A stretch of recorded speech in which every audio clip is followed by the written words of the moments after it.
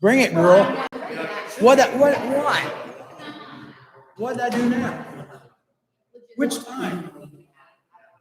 Oh, no. I didn't do that. No, yeah, but I'm not the only one. Let me see it. I didn't see it.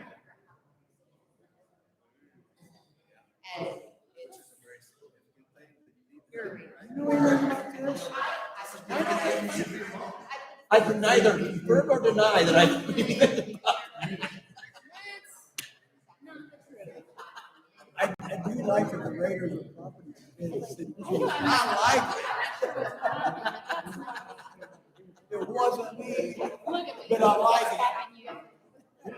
That's a good one. I'm like, yeah. This is a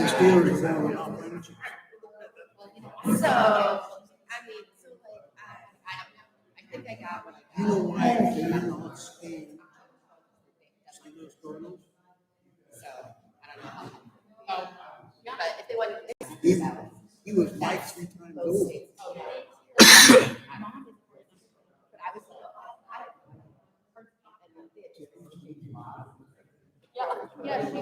You two need to change your phone. I work on Saturday. But I have no idea. You need to change your phone. Well, I would definitely come in. You showed me that. Is that like once a month? Is it a one-time thing? Me and Linda Marston. I just have Marissa. But you gotta put in more. Well, I'm not saying, if you do it Saturday afternoon.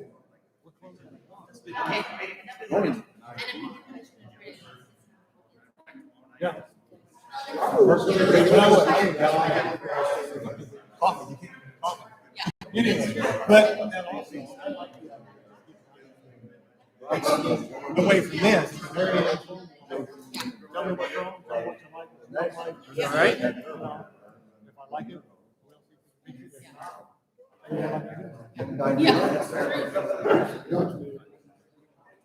Yeah.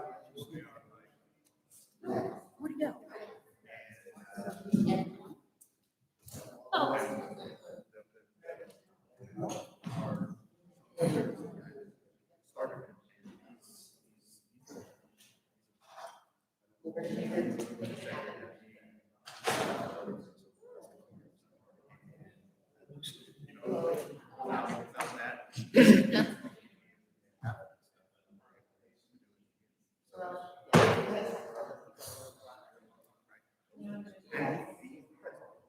He has no problem. But his passion. Well, nice chat. Take care of yourself.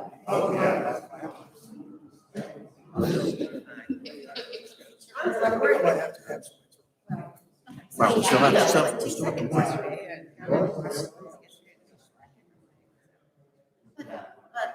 Then she like snuck out. Gotta go. I know that was like, yeah. What's up, man? Yeah, pretty good. What's up, Dustin? How you doing? Yeah.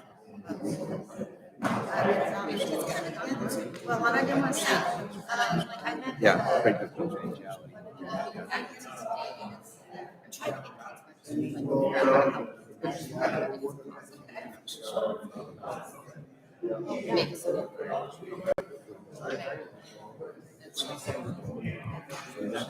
We do that.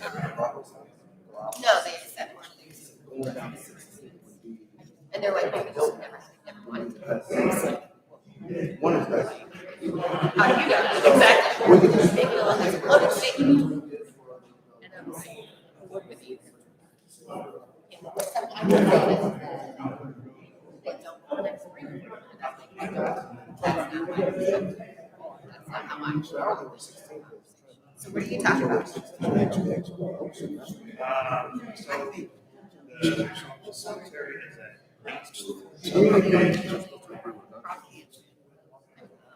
Yeah.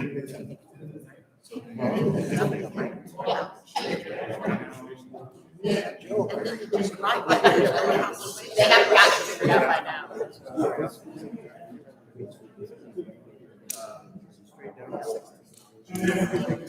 All that house.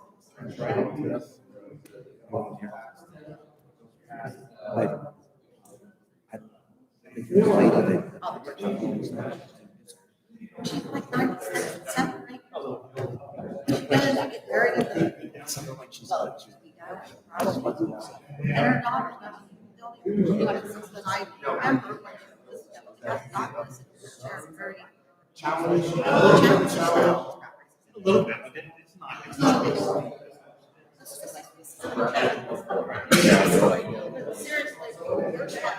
Yeah.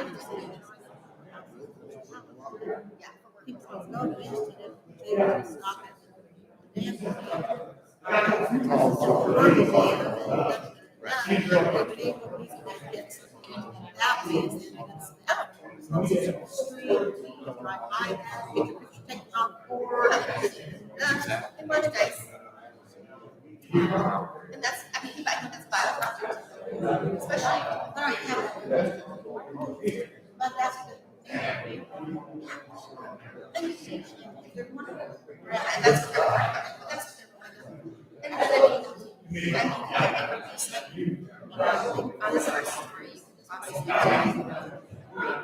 That's just it.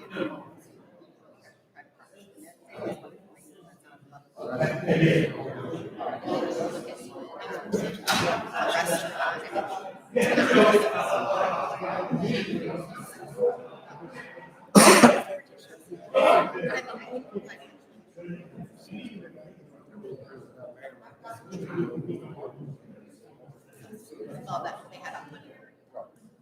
Those are all outlined. But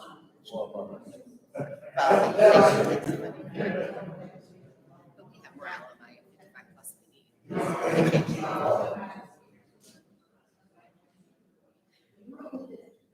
We need one person, but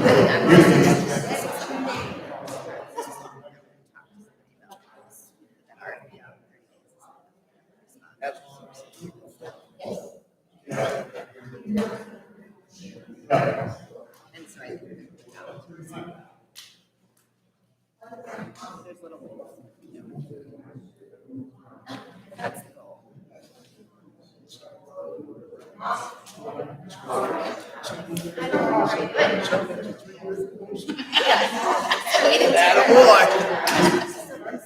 Hey, you know what? Don't look at me.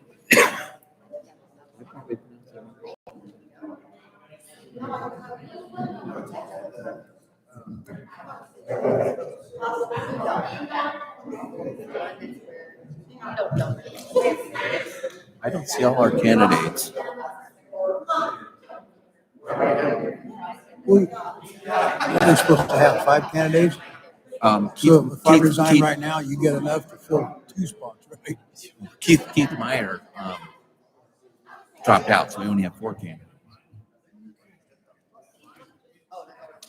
I didn't even see who the 4 candidates Well, were. Sandy Pollitt, Justin Cackley, Shelly, and Devin.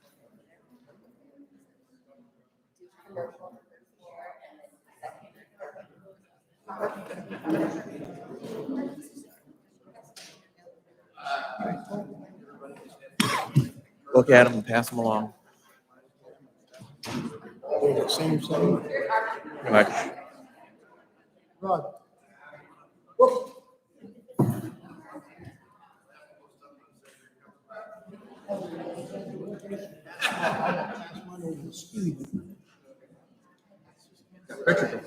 Yes, it is. What is that?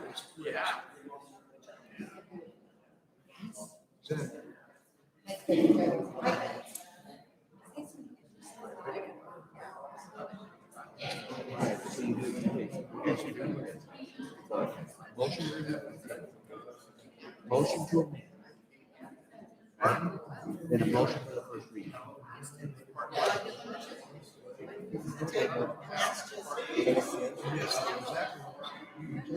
No, that is. That's not roll call. The other 2 are roll call. And I'll explain. That's what I said in the legal forum. And then motion on the first reading. No, don't even worry about the second and third because you're not gonna do it. Motion on the first reading. Those are roll call. Voice vote.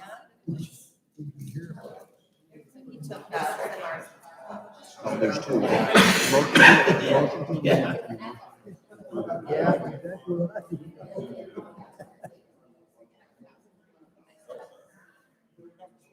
Yeah, you said just look at them, pass them down, I don't know if we gotta hand them back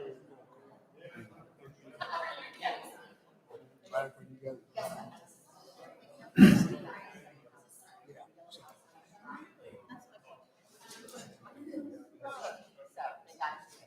Procedure. There's some places they do a roll call vote. 10 seconds.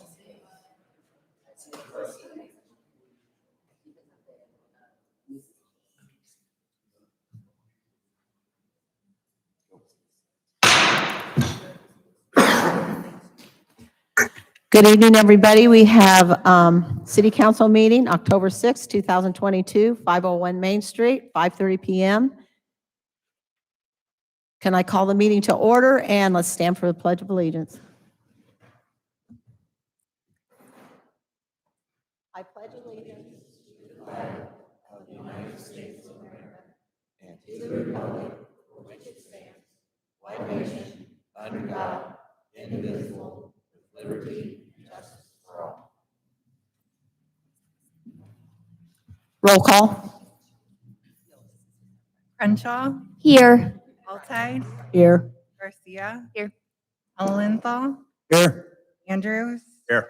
Tillman, Here. Bryant, Here. Greenwald, Here. 8 present. Item number 4 is mayor correspondence. We have a lot again, so don't ever say there's nothing to do in Keokuk, because there's plenty.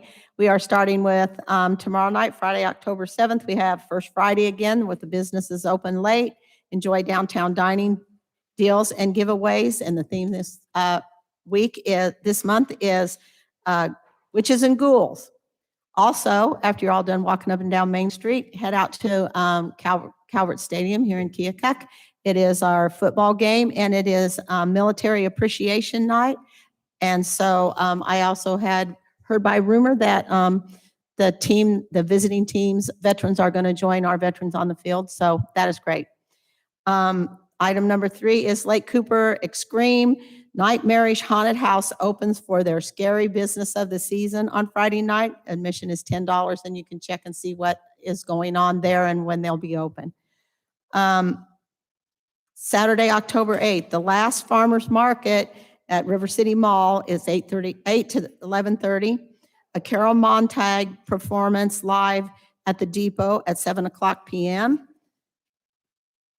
It's called Bar Olympics from 11 a.m. to 6 p.m. If you join the Keokuk bars and businesses in a fun-filled day of games, $80 a team, 4 people per team. It starts at Papa's out on Old Highway 218, and the proceeds go to the Nye and Courtney's families.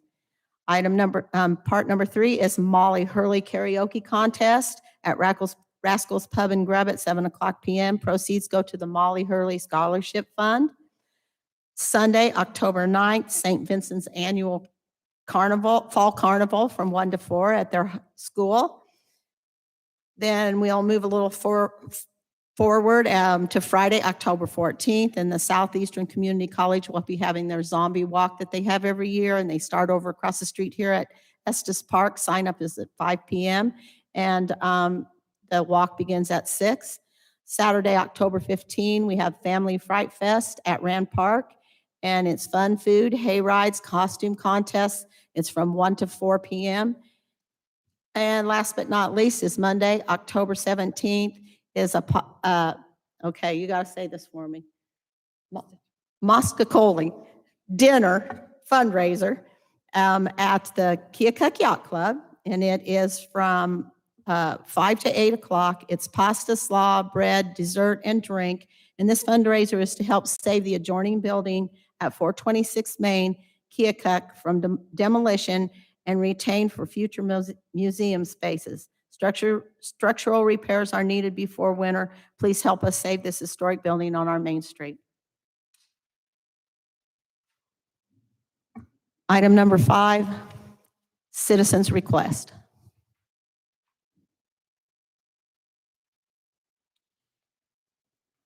I'm Kirk, and with the Keokuk Area Convention and Tourism Bureau, and I just wanted to update you on the Geode Fest a couple weeks ago. It was great. It was big. It brought people to town, and it brought money to town. There was last year we had 1,019 register for the hunts. This year it was 1,315. We were up 30% for this year, and they came from 32 states: Alaska, California, Florida, North Carolina, Massachusetts, New York, Maine, and everywhere in between. I'd like to thank the city of Keokuk for their support. The Keokuk Police Department, who did a great job. The Keokuk Fire Department, who helped us out a lot. Robert Hellenthal, Joe Schumann, First Christian Church, and our new rock stars. That's the parking people out at the First Christian Church. They did a tremendous job. They poked every car in there that they could get in there especially on Saturday. We also used Morris Rubber, the Masons, and Van Meter Electric, their parking lots, and they were all full. What we're going to do next year, we're starting to work on that right now. It's looks like it's just going to grow exponentially bigger and bigger each year and be more successful. I'd be remiss if I didn't say I wish I'd have seen you all out there, and because you would have had a chance to speak to people that were excited about coming to Keokuk from 32 states. And next year, it's the 22nd through the 24th of September, and make plans. You can help us out. With that many people, we're looking for volunteers. Thanks a lot. Thank you, Kirk. And thank the tourism for us. That's a great thing for our community. Anybody else for citizens' request? I think domestic violence are here. Please come forward and talk into our microphone Sure. and introduce yourself. Yep, absolutely. So it's great to be here with you all. My name is Allison Tippy. I'm the Client Advocacy Services Coordinator. It's a mouthful, I know. For the Domestic Violence Intervention Program, we serve 8 counties here in the state of Iowa. We have been in operation for 43 years. We just had our anniversary on September 14th. As far as Lee County services go, in the last fiscal year, we served 210 individuals with over 3,000 hours of victim services provided. So we are very involved in this community, and we're only hoping to gain more speed in that way. We want to connect with you, and we want to connect with all of our community partners as to how we can really reach out to every aspect of this community and other communities within Lee County. So one of the reasons we're here tonight, and we're very grateful you're willing to read this, is we have our proclamation for Domestic Violence Awareness Month.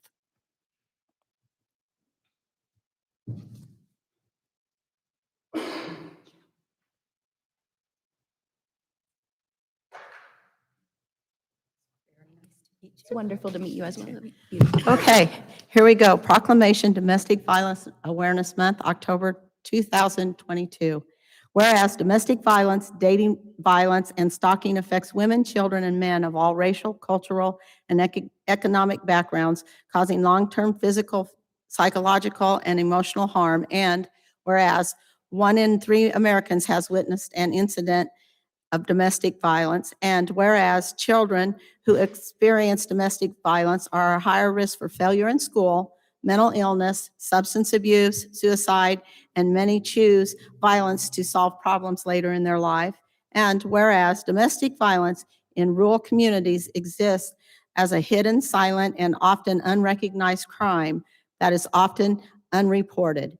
And whereas through the inspiration, courage, and persistence of victims of domestic violence, their children, and advocates, our communities are learning to recognize the impact of violence in the home and within intimate relationships. And whereas the Domestic Violence Intervention Program has worked to end violence in intimate relationships for more than 39 years through the collaborative partnerships of the advocates, volunteers, local municipalities, criminal justice, health and human services, faith communities, business leaders, and private citizens. And whereas our community achievements should be commended, and we must continue our commitment to respect and support victims of domestic violence and to prevent further violence in our community. Therefore, be it resolved that we, the Keokuk City Council, do hereby proclaim the month of October 2022 to be Domestic Violence Awareness Month in Keokuk, Iowa, and we urge all citizens to work together to eliminate domestic violence, dating violence, and stalking in our community. This is signed this 6th day of October 2022 in Keokuk, Iowa. Thank you.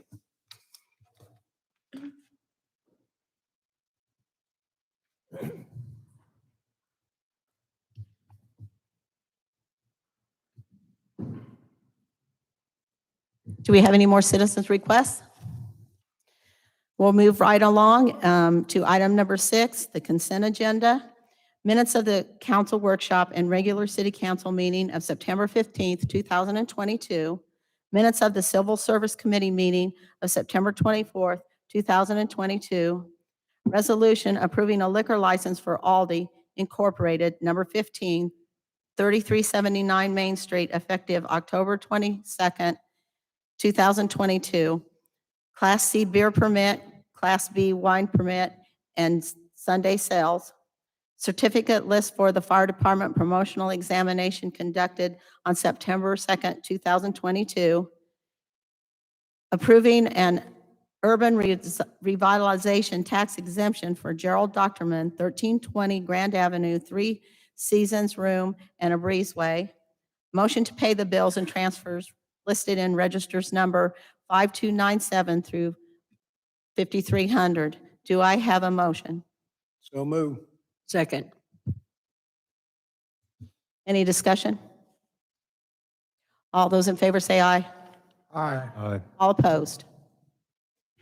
Item number 7, motion to remove from the table a motion to approve the initial reading of an ordinance amending ordinance number 2018, granting to Interstate Power and Light Company, its successors, and assigns a non-exclusive 25-year franchise to acquire, construct, erect, maintain, and operate an electrical system in the city of Keokuk, Iowa, and to furnish and sell electrical energy to the city and its inhabitants, and requiring any company to pay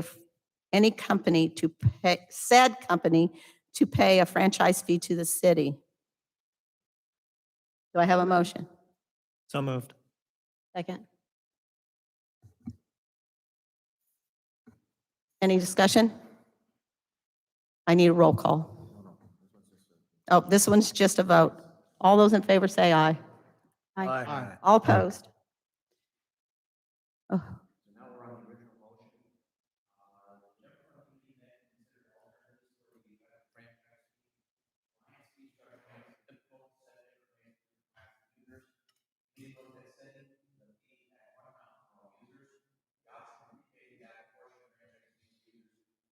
All or portion of the right was debated. Therefore, the general fund committee is recommending the invited franchise fees that users.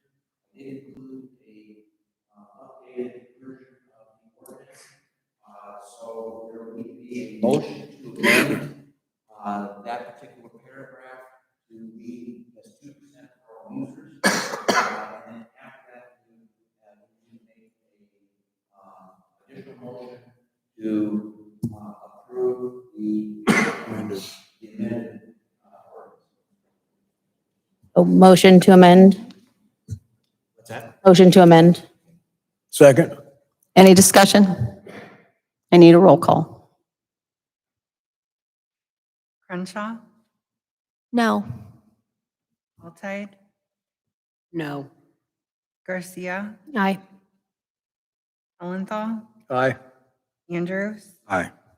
Tillman, Aye. Bryant, Aye. Greenwald, Aye. 6-2. That was just amended, correct? That's to amend. Now you need a motion. Motion to approve the amended ordinance. Do I have a motion to approve the amended ordinance?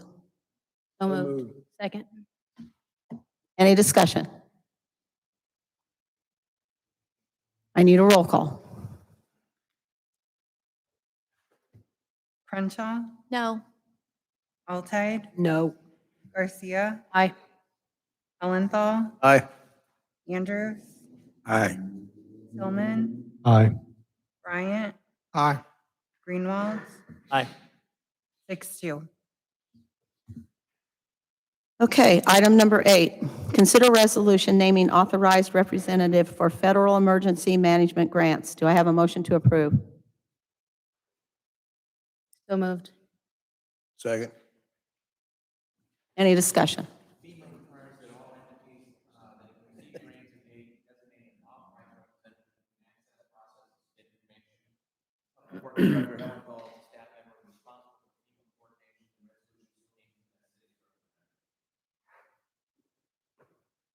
Any more discussion? All those in favor say aye. Aye. All opposed? Item number 9, consider resolution approving contract for engineering services for South 18th Street repair. Do I have a motion to approve?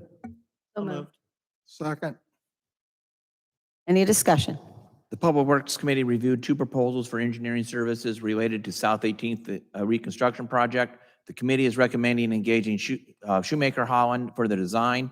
The project will be a complete reconstruction, including underground utilities and subbase.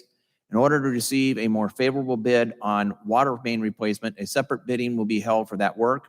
The project does not include any sidewalk repair or replacements unless the city council desires to add those elements. Design will be paid for through road use tax until earmark and bond funds become available. It is hoped that the water and sewer portions of the project will be financed through a forgivable SRF loan. Shoemaker will assist in application for those funds. I have a question for Robert. It says no sidewalk, but we're still doing the ADA on all intersections, correct? Okay. Will the water lines be put down on the right of way? We don't have a water line that runs along 18th Street. The only water mains that we have cross 18th in different intersections, and they will be replaced.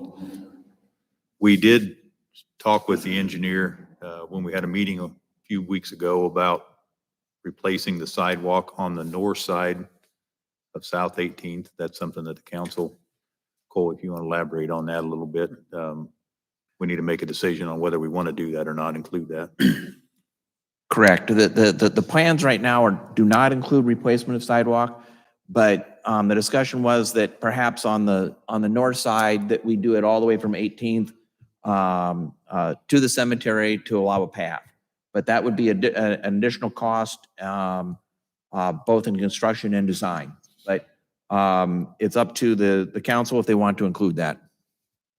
Is there, I know we're not doing the sewer separation right now, but in that long plan that we had on the sewer separation, is there anything that needs to be done underneath of that street before we do 18? So they will engineer the Around separation that. into that. It'll just, after it leaves that area, will tie back into the existing combination the way it is now, but it will be designed for future sewer separation.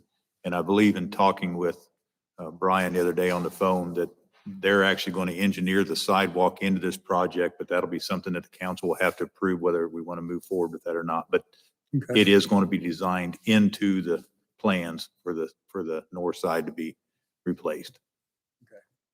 There'll be segments of it that we can say, okay, we can do this much, and it'll be segmented out, so we can pick and choose. If I mean, you're, not pick and choose, but we can add segments to it. if you're going to depending on replace the budget. sidewalk on the north side, I'd replace it all or don't replace any of it. Right. But that's what I mean, the project, the sidewalk, and then anything else that, Yes. I think the sidewalk should be included. I think we should include the sidewalk. at least on one side. I'm in agreement with that. If we're talking about rebuilding a whole building, you're gonna have the ground tore up, all of that. You're gonna have all the workforce there, you're gonna have all the lumber there. That's the time to do the concrete. Well, you've already got it there, get it all done. I'd be in total agreement with that. That wouldn't be as near as much cost to do now as it will be 3 years down the road, 2 years down the road. While you're already there, it's definitely going to be cost effective to do it now. The only reason why it wasn't included originally is that typically sidewalk repair and replacement is the responsibility of the adjoining property owner. In this case, the city would take care of it and we would just do it on that one side. Brian, you have anything to add to us?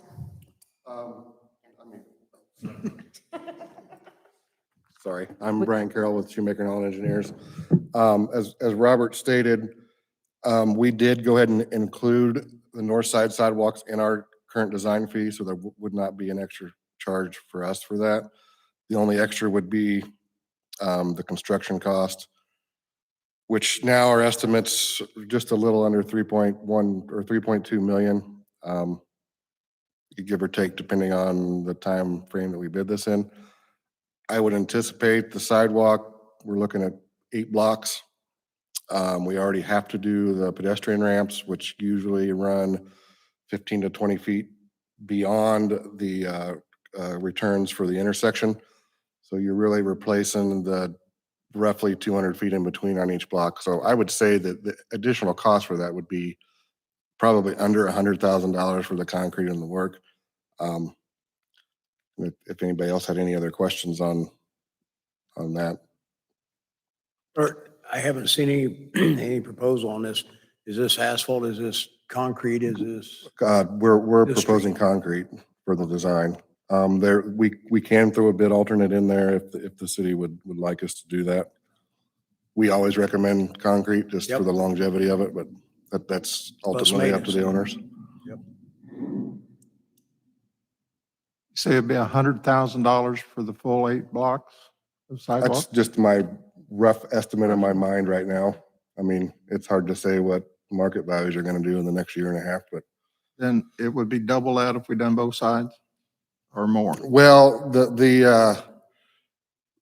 we had a meeting and we talked about sidewalks, the north side was basically thrown out because it already has sidewalk that runs the full length all the way to the cemetery. If we move to the south side, there is, and Robert might know this, there's about 2 blocks that doesn't have sidewalk, and it would require like retaining wall work, which would be a significant cost jump in the project. It would be nice to have one walking path out to the cemetery if we're putting any road in, but we didn't think that it was feasible to do the south side with this project.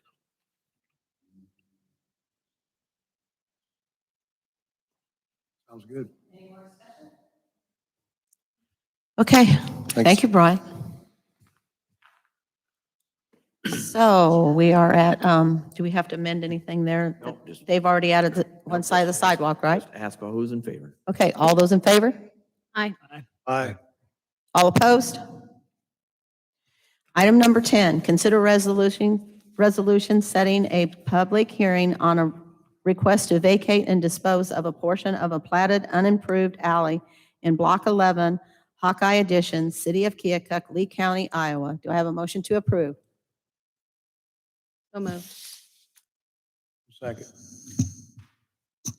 Any discussion? The request is from Larry and Sandra Clay. Planning Commission has reviewed and forwarded to City Council for action. Prior to any action, a public hearing needs to be held, and staff recommends October 20th, 2022 at 5:30 p.m. Any more discussion?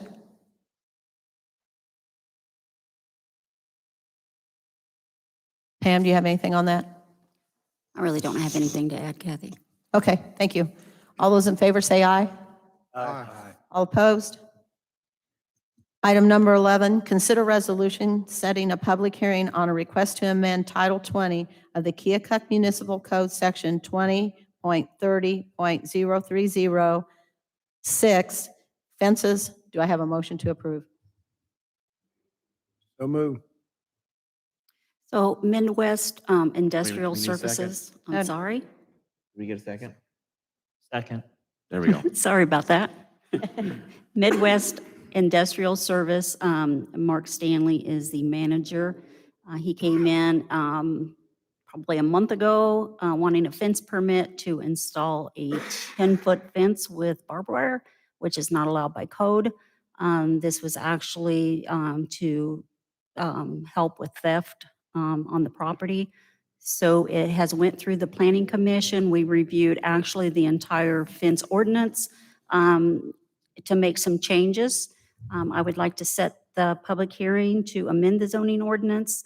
I will get you guys the information this week on the actual language.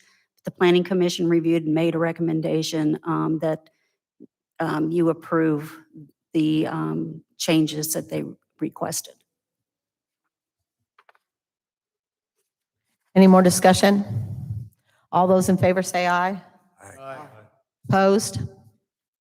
Item number 12, consider resolution authorizing demolition of structures and approval of contracts for the property located at 923 Palin. Do I have a motion to approve? Moved. Second. Any discussion? 2 bids were received with CCS submitting a low bid of $16,500. Any more discussion? All those in favor say aye. Aye. All opposed? Item number 13, consider resolution setting the time and place to conduct a public hearing for the consideration of an application for a comprehensive neighborhood revitalization planning grant from the Iowa Economic Development Authority Community Development Block Grant. Do I have a motion to approve? So moved. Do I have a second? Second. Do I have any discussion? So this is a new component for the Iowa Community Development Block Grant. It'll utilize funds, planning studies, analyzing, targeting distressed neighborhoods. The maximum grant award will be $25,000 with a minimum local match equaling 15% of the requested grant. Administration will be limited to $2,000 or $10,000 of the award. Plans will determine which cities will be eligible to apply for a comprehensive neighborhood development activity grant the following year. That amount is $1.7 million. So I would like to apply for the planning grant so we can see if we're in the running for 1.7 million. And this just sets the public hearing for October 20th, 2022 at 5:30. Yes. Any more discussion? All those in favor say aye. Aye. All opposed?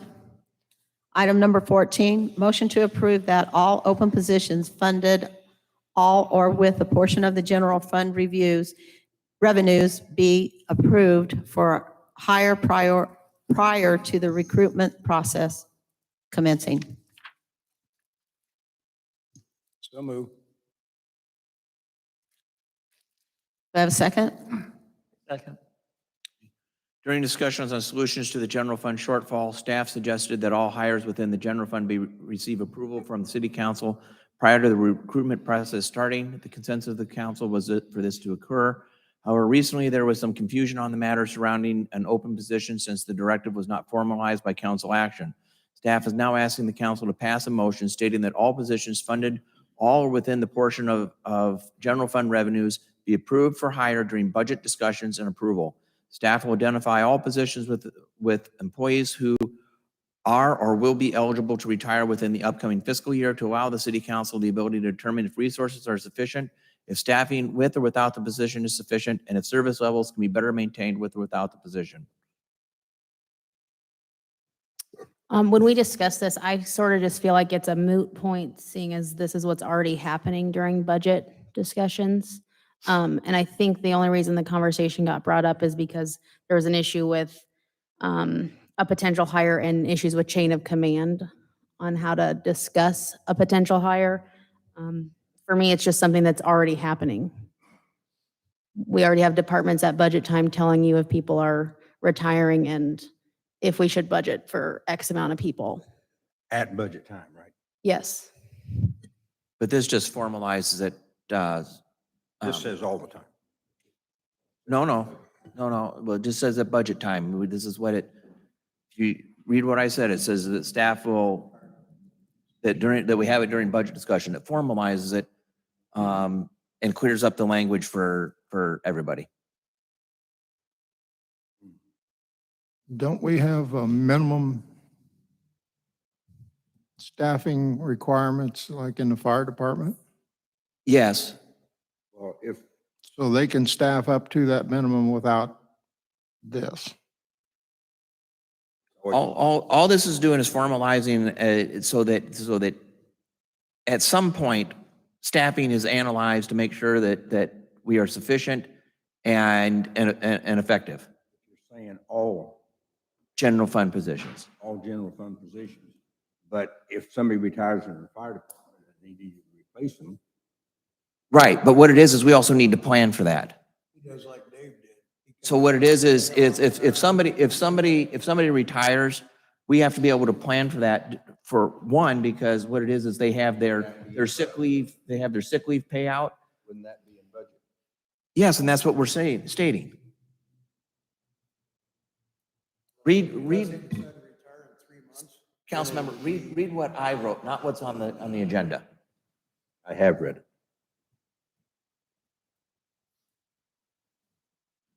My opinion, and I'm reading this a little bit, would be if we've already, and we can use any position, whether it be water department, fire department, police department, whatever. If it's a staffed position and we lose a member for any reason, retirement, death, they move, they just quit, whatever, we ought to already just fill that position.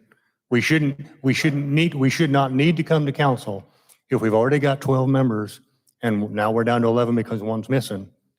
We just rehire that 12th member. It's already set up in that year's budget. And then come budget time, if we want to, hey, next time somebody from the water department, which I know the water department's not even part of city council, but next time somebody from this department leaves, we're going to reduce that number by 1. But that would be my opinion is if we're already in that numbers, leave it at that number. And then if we decide by numbers and we start looking at budgets and, hey, you know what, let's add to the fire department. Let's take away from maybe the street department. We could get away with maybe losing 1 member. We do that at budget time and we figure that out. And then when that time comes around, we're not going to fire anybody, but when that time comes around, the next person retires, the next person quits, leaves, whatever, then we just don't fill that position. That'd be my opinion. Councilmember, you just described exactly what is being asked for here.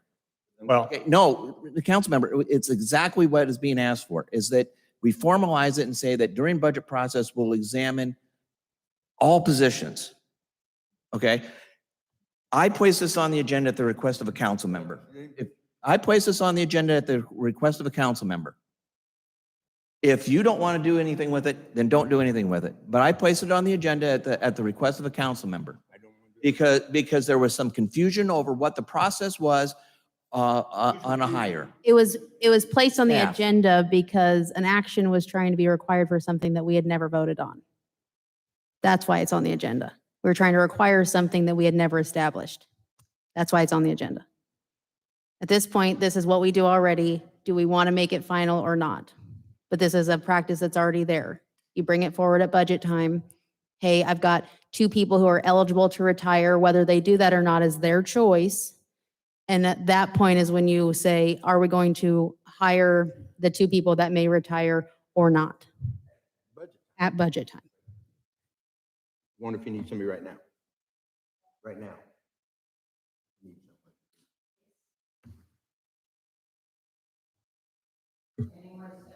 Any more discussion? All those in favor say aye. Oh, Yeah, I'm sorry.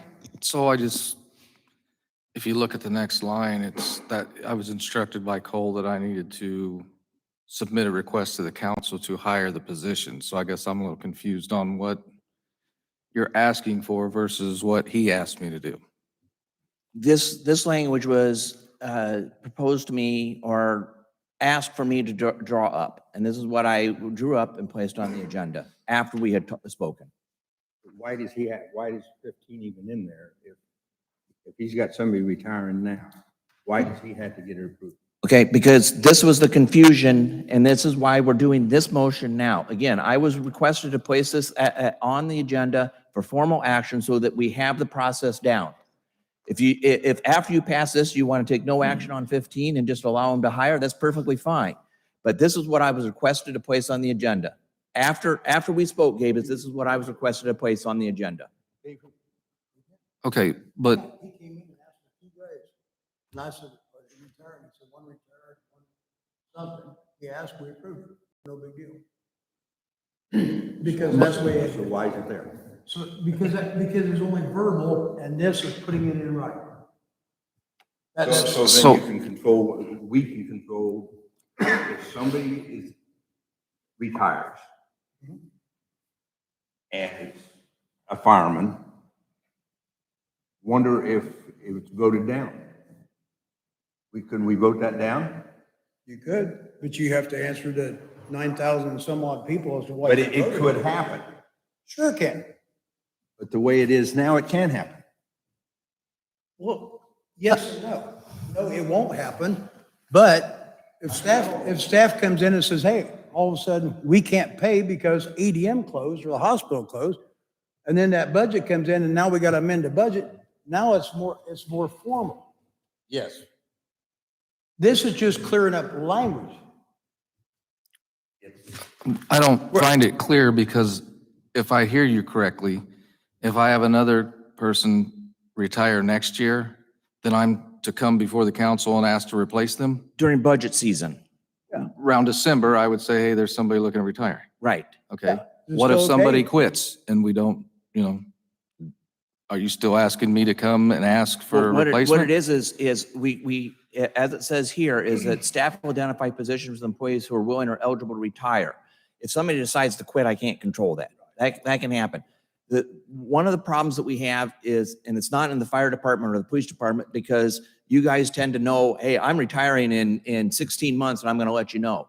In other departments, they have let us know with 2 weeks in the middle of a year. And at that time, we're scrambling to amend the budget because we now have to pay out their sick leave and other benefits, which destroys the salary line item. We're going to do a better job of that in other departments and try to present that to the council during budget season. Again, this was placed on the agenda because there was confusion between Gabe and I on what the procedure was, and I was asked to bring this forward. This is the language that I was asked to bring forward. No, if we were going to require something of a department head, there has to be an actual action. Yes. Is why it has to be there. That's what we need to clear up. If we're going to require a department head to do something, there has to be an actual written and documented action. We can't expect them to do it because we decided in a conversation. I think the way the language reads on this motion too, it's a little confusing. It's not saying anything about just The original, being. she put the original language on Okay. there and I changed it later on.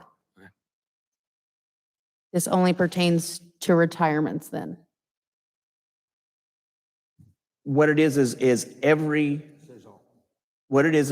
all positions will be reviewed during budget season, and we'll try to identify retirements ahead of time, because it's retirements when we have the chance to be able to evaluate, can we shift around? Because multiple times in the Public Works Department, as we've had retirements, we've looked to see if we could combine positions or move them through departments so that we become more effective and get, and for example, the extra, there's one extra guy in sanitation that runs a route, and when he's done with his route, he goes and he mows. No, I understand that. I'm talking about for clarity so that department heads are not confused. If somebody quits, you are to If hire. somebody quits, it's budgeted for, they can Yes, rehire. that's what I'm saying. And at budget time, whether somebody's told you they're going to retire or not, hey, I have 4 people who are at retirement age.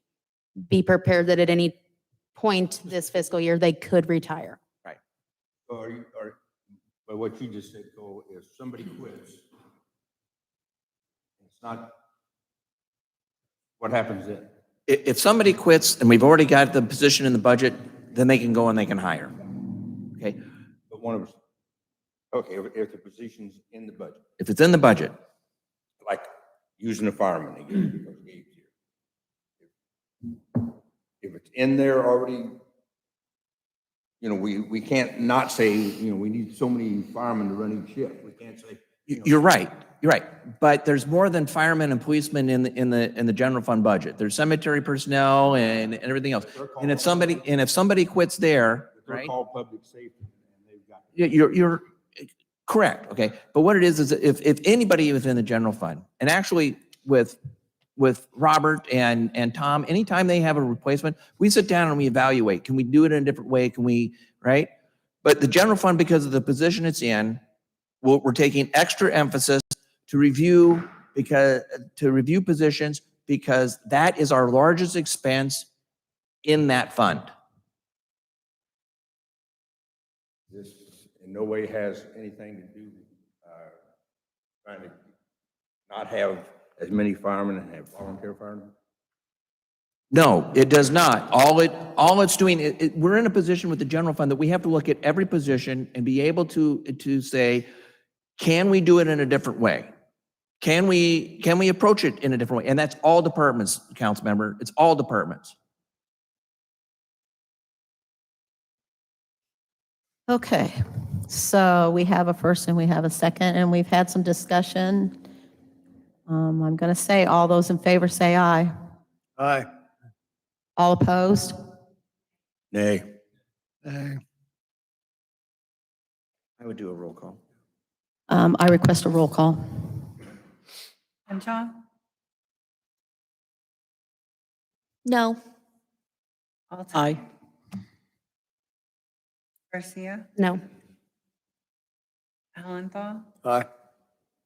Andrews, No. Tillman, No. Bryant, No. Greenwald, Aye. 2-6. So we need to do 15? Okay, so yeah. That's up to the council. What it is ask, the procedure would be to ask for a motion, and if there's no motion made, you ask three Okay. times for a motion. All right, I need a motion to approve filling a firefighter position at the Keokuk Fire Department. Do I have it first? So moved. Second. Any discussion? So I guess I need some clarification, because we want to fill this firefighter position. This shouldn't even be in there now because we just voted against it. No, what it is, actually, council member, what it is the previous motion or the previous item was to better define the hiring process. And now we're back to, we don't have a clear understanding of what that process should be. So now we do need to approve it. But this, he's never had to ask permission before, so why is he gonna ask now? You did come. Because actually, because that is the part of the confusion, is because during the general fund discussion, it was discussed on that every general fund position would be brought before the council for approval before the hiring process started. That was my understanding and the understanding of several other people that were present during that conversation. Not here because It was discussed, and it was discussed at a council meeting as well, but there was no formal action taken. The reason there's so much confusion here is we were requiring a department head to do something that we'd never taken action on. I don't think that the motion necessarily was a bad one, number 14. It's terrible timing that we required someone to do something that we hadn't already made a rule. Currently, we don't have to approve anything. There's no rule.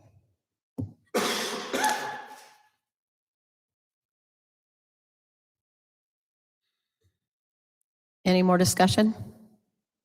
I think at this time, with the way things are, I think we need to fill this position. Okay. We have a first and a second, right? No more discussion? All those in favor say aye. Aye. All opposed? Okay, item number 16, boards and commissions.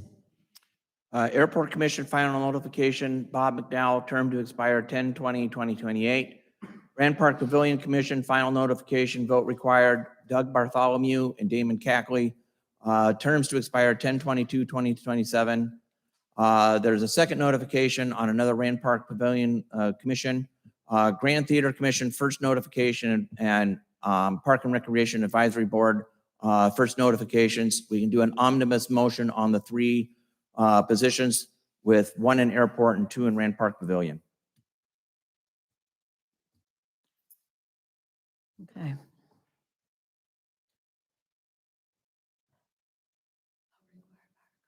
Do I hear a motion to approve?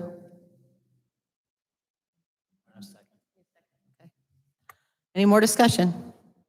All those in favor say aye. Aye.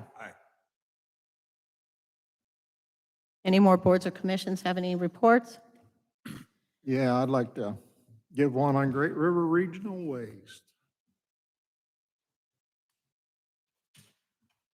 You take one of these and pass it down. Sorry, I don't have one for everybody.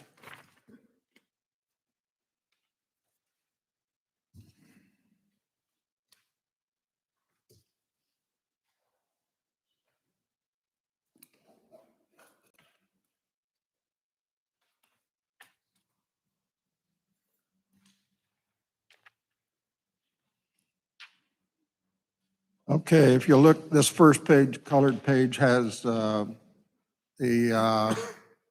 tonnage that went into Great River Regional Waste since fiscal year 2016. I have a little check mark on one at 8,402 ton in March of 22. I think that one of the things that contributed to that, one of our local factories cleaned out their lagoon. But as you see, outside of 1 year, it just keeps getting bigger and bigger and bigger. Okay. Then the second page, this here's general manager, and we had a operator out here at this transfer station quit on September 3rd. And this here's the one that, this paragraph on September 2nd, Mr. Bradley came up and talked. And this here's what happened on September 2nd. We have 4 transfer trailers. One of them is in the shop, has been for 2 years, so it's probably it's just done. It's not going to be done. Unfortunately, so we have 3 trailers. Those trailers belong to Great River Regional Waste. They don't belong to the contractor that hauls them. And so we had one in the shop. One they looked at and said the axle was bad, so they couldn't use it. The third one was already in getting a new tarp on it. That meant 1 trailer. And that is not near enough to transfer that tonnage up to Fort Madison. There's one.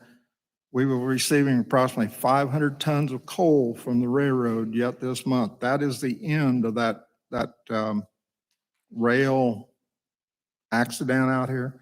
I don't know what the total tonnage was that they got on that coal, but there's 500 ton. Roger? Yes. Is that going to the transfer station? Is that going straight up to Rick? That's going straight up to Fort Madison. Okay, I was going to say. In here. That other paragraph there says he went and seen the trailer and it's beyond being repaired.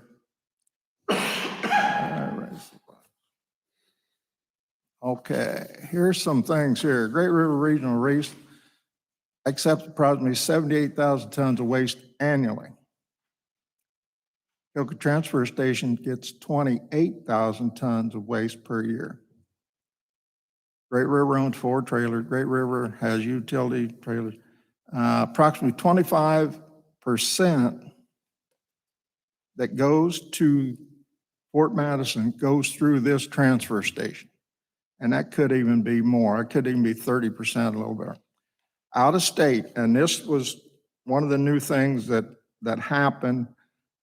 They hadn't had a raise since 2007, I believe. And they thought everything's right. Well, then they got to looking, and they spent $2 million upgrading the transfer station out here. They went from 4 bays to 6 bays. The ones that do the recycling were small. We couldn't back in our recycle trailers and lift it up because it hit that. Those were up. And then outside, there's new, I don't know what you're going to call it, but a new center there where you can take recycles and stuff 24 hours a day. You don't have to go in. But that cost quite a bit, so everything went up. The recycle went from $1 per household. Everybody in Keokuk is charged, everybody in the Fort Madison charged it too anyway, but they was paying $1. That went to $3 minimum charge on waste in there. If you and I took in a trailer, it went to $5.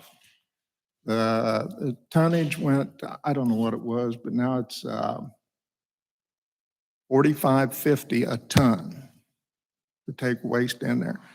They put an extra $10 a ton charge on out-of-state haulers come in there.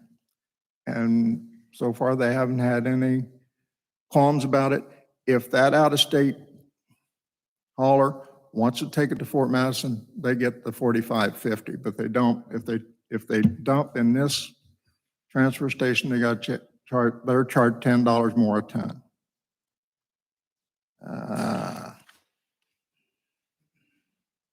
Approximately 233 tons of recyclable were collected yearly at transfer station, what equates to 62 transfer trailer loads to Fort Madison. Roger? Yeah. I like the fact that we went to $10 a ton for out of state. In my opinion, if you want to take it to them, is that we don't allow out of state to go to our transfer station. Well, they're not going to take it all the way to Canton or LaGrange. And maybe it'd be better that they took it to Fort Madison, especially where we have an issue with trailers. We have an issue with wear and tear on our equipment here. I don't know that $10 is going to cover the transfer, the personnel, the scale wear, the loader wear. And it hinders the contractor in this area that would like to take stuff out in a single axle dump truck or something, and they can't because they have big garbage trucks coming in with 4 times, 5 times more on theirs, and then it's plugged up. And we've actually been turned away, not just myself, but other contractors have been turned away because they can't handle the load, so the local contractor's going all the way to Fort Madison. John, I've only known of that happening once. It's happened to me several times. And they were told to go to Fort Madison. And that would be hard to police because we have contractors that haul garbage that come in with mixed loads. Parts of it's from Illinois, parts of it's from Missouri, and parts of it's from here. So how do you police that? I don't know. I think that I understand that our contractors that have partial loads from Missouri, partial loads from Illinois, partial loads from Keokuk, but their business is in Keokuk. They run their business out of Keokuk. Quincy runs their business out of Quincy, and I have no problem with it dumping it in our landfills or whatever, but they should be the ones that go to Fort Madison, not the citizens of Keokuk. You know why the cost That's of my opinion. demolition on these houses have gone up? I know. Because you can take 2 loads out to the transfer station of a house that just got tore down. The other 4 to 6 loads that you're going to haul, you have to figure in, they have to go to Fort Madison because you'll get turned down. And you can ask any contractor that tears a house down in this town. That actually happened to me last week because I took a bid for a house that we're demolishing. And my contractor did tell me that he's been turned away at the transfer station and he was going to bill us an extra $1,500. So I emailed Cole to see if that had been cleared up yet. And he said that the contractor would have no problem taking it there, but they're still being turned away. When the city of Keokuk demolishes the we house, start we are turning required to away- take it to Fort Madison. Yeah. Out of state, I'll guarantee you, our rates are going to go up. That $10 a ton, it costs $250,000 to transfer all this waste from here to Fort Madison. That $10 a ton is going to take care of most of that. transfer. But do we, I guess, I'm sure it's all boils down to the money, like everything, but do we still do it that way just because of the money? If Quincy wants to come this far, Quincy should be the ones that go to Fort Madison, not our Keokuk businesses. Some of them have, some of them don't want to pay the $10. If they go to Fort Madison, they get the same rate as what we do here. But if they dump here, they're going to get $10 more a ton to pay for it. Some of them have went up there, but most of them have just come here.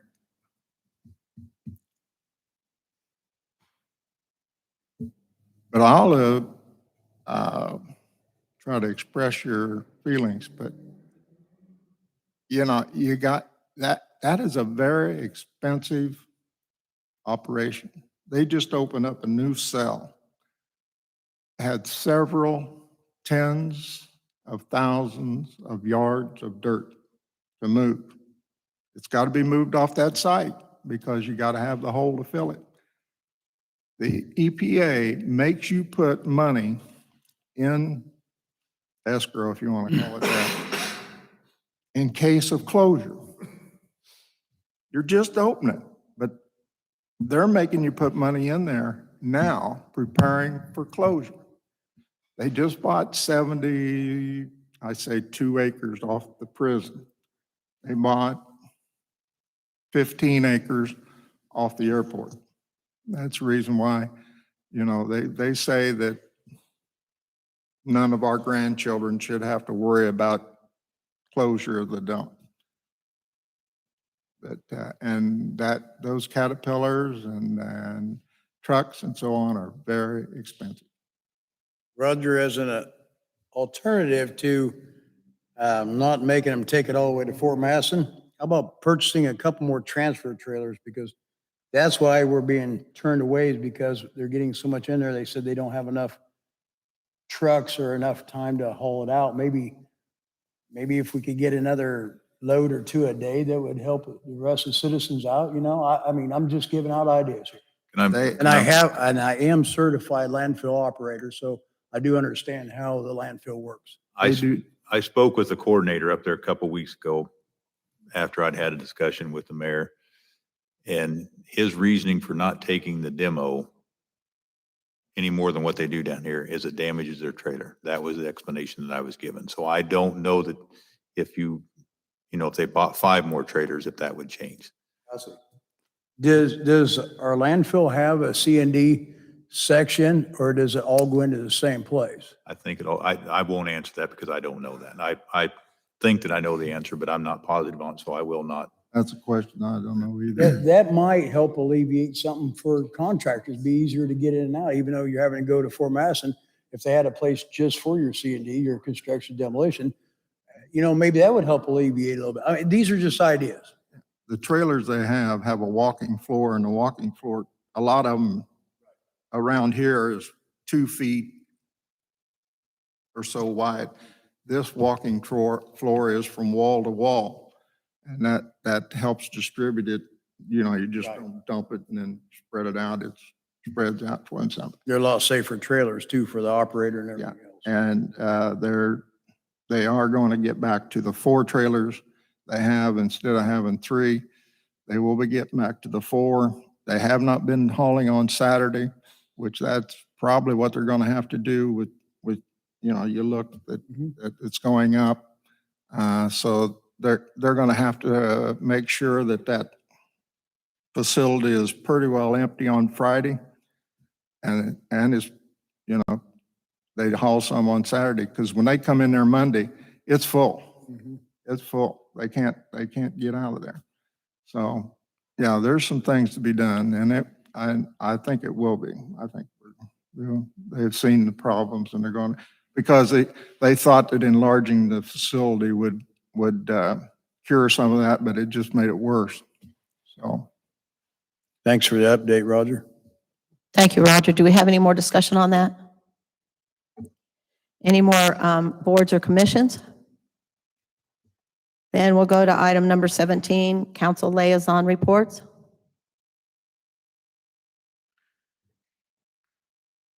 Item number 18, staff reports.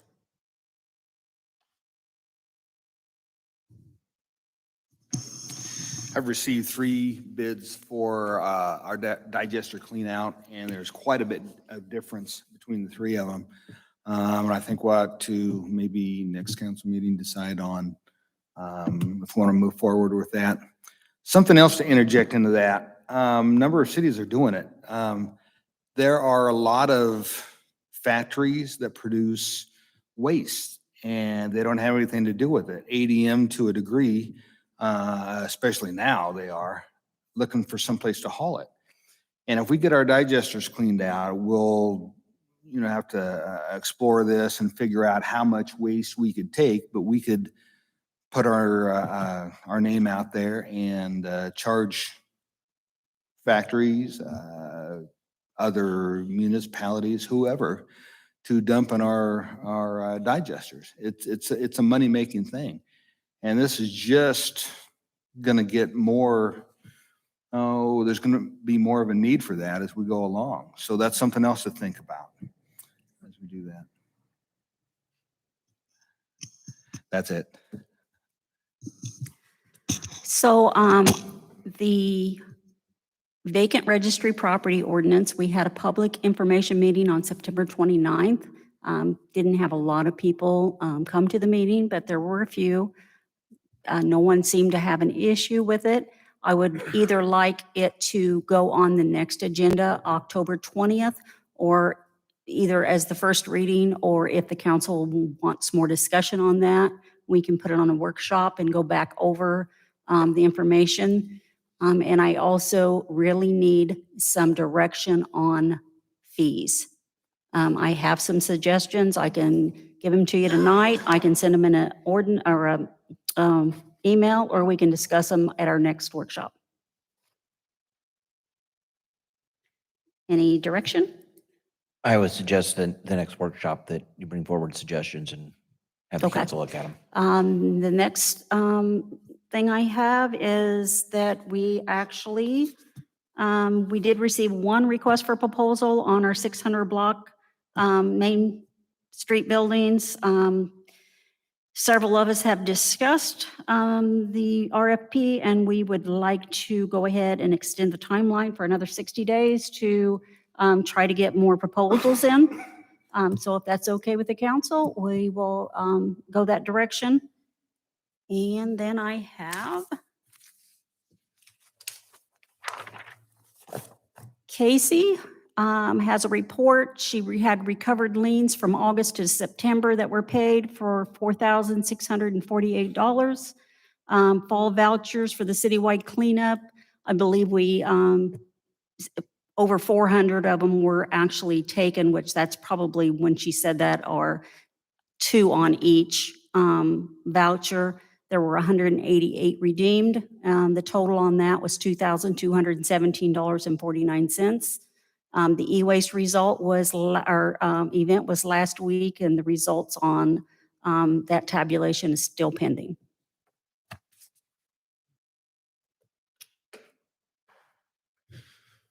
I wanted to update the council on the hiring of a sanitation and a bridge department employee. We received 48 new applications. Wastewater treatment had taken applications a short time before this, and we used those applications also. So we had a total of 61. That's the most that we've had since I've been with the city, and I was very happy with that. Had a lot of good applicants apply.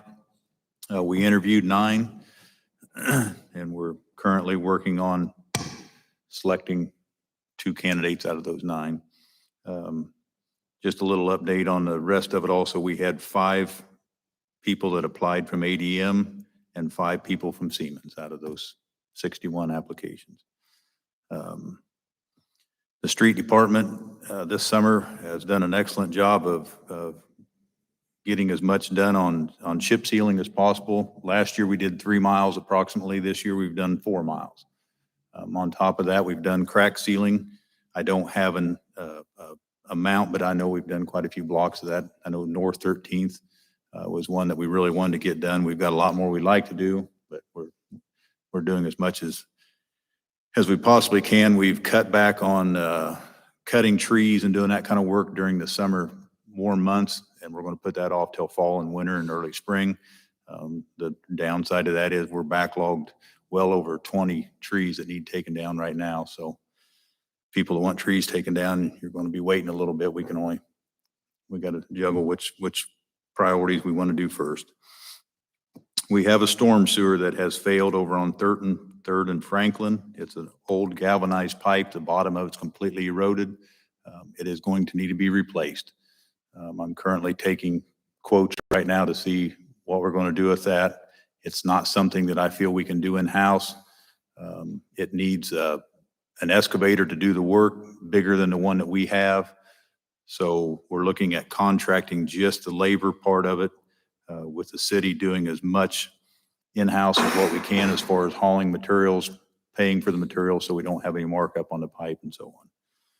I don't have a price on that yet, but that is something that if it's a substantial number, I'll discuss it with Cole and if you need to come to the council. But we're lucky that the pipe finally showed the problem at this time of year, because this was in the spring. It would probably already need to be addressed because of the location of it. It's right along the hillside, right along a retaining wall that belongs to the property where it's at. Some good news, the bridge inspection has been completed, the underwater and the above both. They found no major deficiencies. I actually was concerned that we would possibly find something on the underwater part.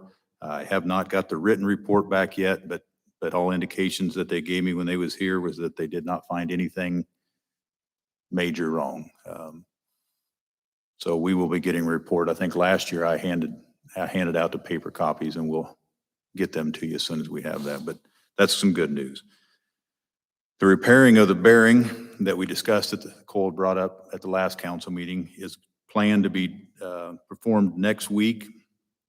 It's going to take 3 to 4 days is what we're anticipating, at a cost of $15,429.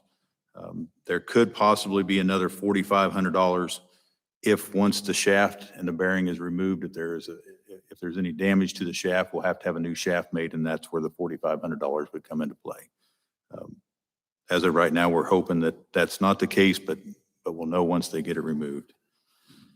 The lighting project at the airport is wrapping up.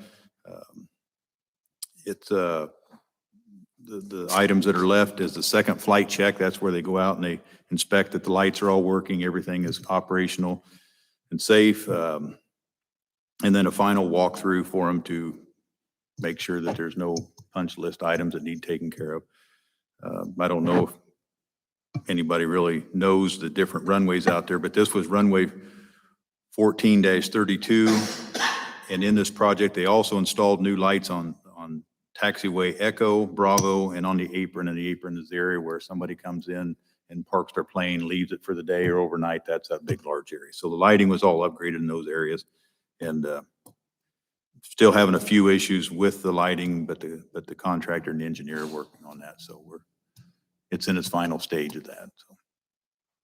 Hey, Robert, could you kind of stay on the penitentiary and see if we can't get our workforce back next summer, bug in their ear or something, and When we at least had try? When we had the Road of Honor unveiling out here, we even talked to some of our politicians, and to no avail.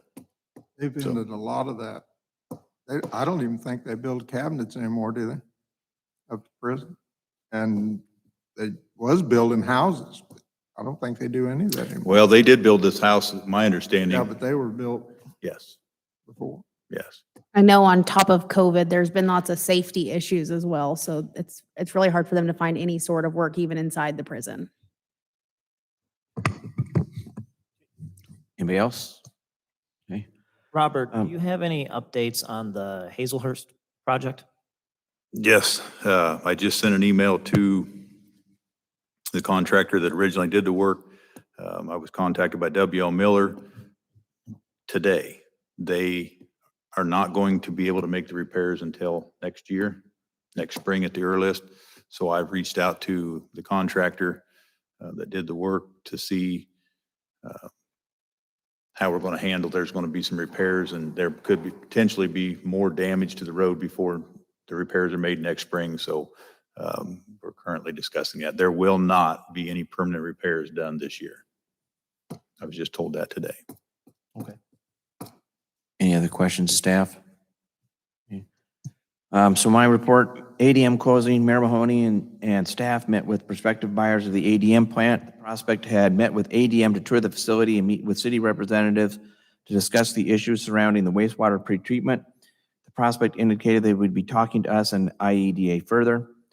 Hospital EMS, Mayor Mahoney and I continue to work on multiple aspects of this issue, including rural emergency hospital. We've been in close contact with Senator Grass's office relating to the rules for REHs. Specifically, does the closing of KAH, there we go, impact the ability to establish an REH? Initial indications from the Senator's office is that the hospital would need to meet the criteria established for an REH, but it's unclear how the closing will affect the ability to apply for and establish an REH. It has been indicated that at least the provider number for the hospital be maintained by Blessing in order to establish the rural emergency hospital. This information has been sent to Blessing along with the request to maintain the provider number. The mayor and I met with the CEO of Blessing and their director for rural medicine or hospitals this afternoon, and they did indicate that they are maintaining the license. We stress that they need to maintain the license until we can get through the process of an REH possibly. They did give us some good news in that they have had an interested party looking at the building and keeping it a medical facility, that they would run it as a hospital with the probability of converting it to an REH when that is available. The firm that is looking at this only work in areas with Medicare and Medicaid and uninsured patients. They would have the staffing and Blessing would gift the facility. This prospect for the hospital has done this in both a rural and urban settings, and so they do have experience, and Blessing thinks that this is a positive prospect. So we're hoping that that happens. They will keep us updated. Urgent care facilities. We've been in contact with both QMG and Great River Health regarding expanded hours at their urgent care facilities. Both providers have indicated that 24-hour service is not likely. QMG and Community Health Clinic both relied upon the hospital for imaging and labs, though QMG did indicate that they are going to be acquiring X-ray and fluid infusion, there we go, in the very near future. So they would be able to continue their urgent care. We met with QMG and Community Health this afternoon as well. And they are trying to work, those two entities are trying to work with Great River and meet on a weekly basis. The mayor and I are now going to be included in those conversations to stay up to date. We're hoping that they at least expand their hours some.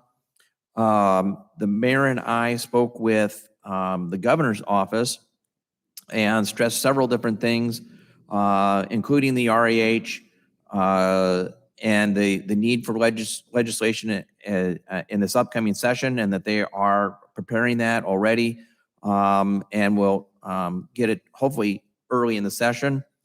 We explained the need with the governor's office. We explained the need for a second Lee County ambulance and the associated costs that they have with that. We requested that the governor's office look at CARES funds to assist with additional ambulance costs. They reported that the CARES funds are already allocated, but ARPA funds may be available. The governor's office will research options and see if funds are available to be able to be allocated. We also urge that funds be allocated to assist Iowa communities in establishing an REH. The governor's office is considering allocating funds to help local providers in Keokuk expand urgent care to 24 hours. What they don't want to do is provide money to ongoing expenses such as personnel. What we said was, hey, just do it for a year and period. Enough money for expanded urgent care hours and to run the ambulance for 1 year to get us from now until when we think we can establish an RAH. The city understands we understand that our request of allocating urgent care funds would be for the 1 year for the gap financing, and the governor's office is going to get back to us. For EMS, Lee County has authorized the hiring of 9 EMTs to man a second ambulance in Keokuk. The plan, according to Lee County Ambulance's personnel, is to staff 1 ambulance at advanced life support with a paramedic and the second at basic life support with just EMTs. If a second call comes in, the EMT rig will respond. If the call requires advanced life support, a supervisor from Donaldson will be paged to respond. Air Ambulance, Mayor Mahoney and I met with MedForce Air Ambulance. They would like to coordinate with local public safety, Lee County Ambulance, and Air Evac on alternative landing sites en route landing sites and call-out procedures. The closure of the hospital means that the helipad is no longer certified by the FAA. MedForce would like to set specific sites around Keokuk where air ambulances could land and sites along the route to the hospitals for patients in active transport, and staff is working to coordinate a meeting with all the entities next week. The effect on local public safety: without an ER, individuals detained or arrested by the police department requesting or requiring medical attention will need to be transported out of town. This will take an officer off patrol 1 to 4 hours estimated. Individuals requiring mental health assessments will need to be transferred to Fort Madison as well, again, taking an officer off the streets. Riverfront Trail, we held a kickoff meeting with the engineers and Southeast Iowa Regional Planning for the Riverfront Trail project. The meeting confirmed the scope of the project so that design could begin. The project is expected to be ready for bid in early 2023. Funding is 100% from grants and donations. The LCAM property, Southeast Regional Planning, and our consultant have been working to develop a cleanup plan for the site. The north portion of the property has the least amount of cleanup and is the most accessible, making it ideal for quick development. To maximize grant opportunities and to make portions of the property usable faster, the plan is to subdivide the front portion and apply for a cleanup grant. The application for the grant is due November 22nd. Staff will be working with the consultant to get a description of the section to be divided off for the grant application, and a public hearing on the application will be scheduled for November 3rd. Do I have any questions on all of that?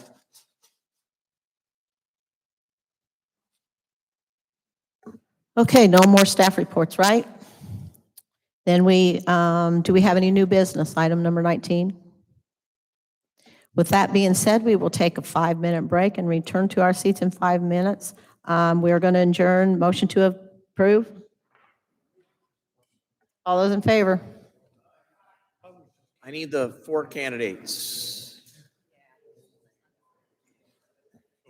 I need the 4 candidates. Devin? Shelly?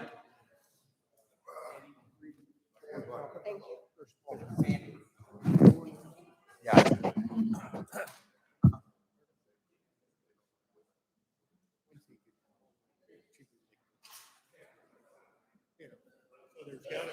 There's gotta be a reason. Well, we're $10, almost $10. Yeah. Which, I mean, that's down to reason, but you know, well, there's gotta be a reason. One thing about the greens down here, I think that's on the waste management.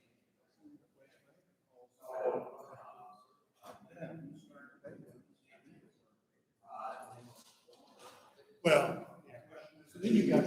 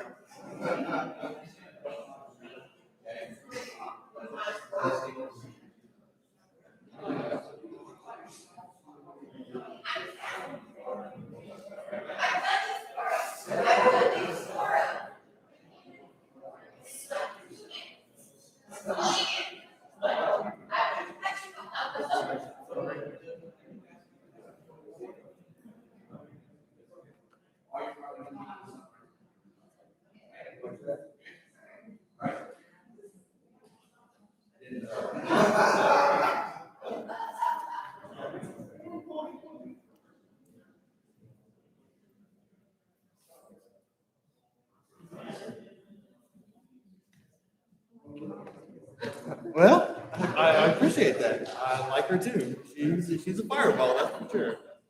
She is a fireball. Yep. Yeah. Well, and the two boys that she has put up with.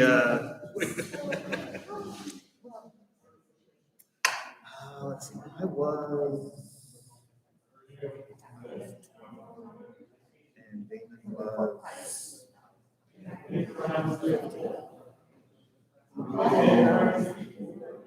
I just turned 50. Yeah. Yeah. Oh.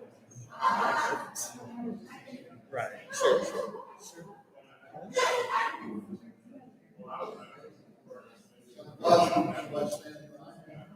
Trying to. Yep. Trying to. Yep. Joined the marketing. Spent 20 years in marketing. Bounced around for a while and decided it was time to move back. So, you good.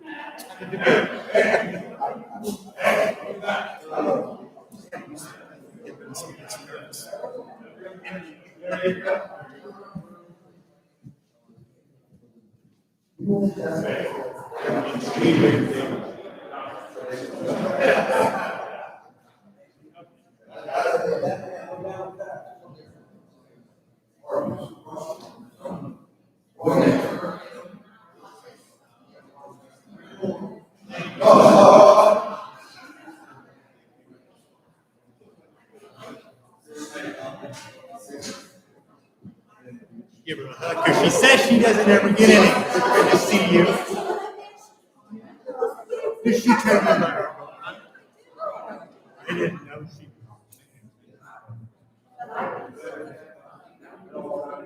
She's the one who's talking all about it. We've been. So the only two married ones was me and Lewis. All the rest of them. We had a good time. What's up? I know, right? How you doing? Well, then your money.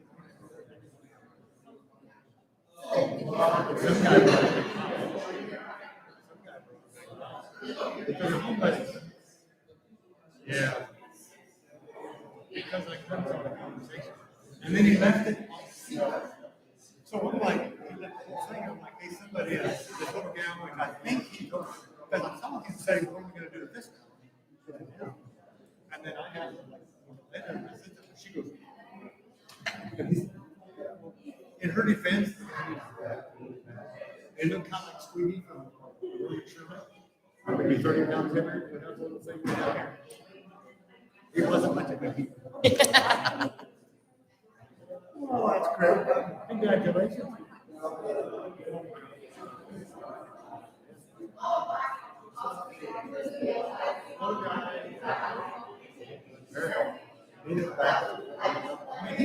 He stood next to Lewis. And that's one of the I'm standing out there. Him.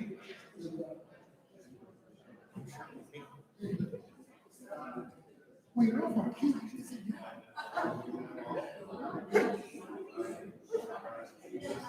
That's awesome. So this gal, this little Hispanic gal was his second. Well, you might have been his fifth too. Maybe he just asked everybody he's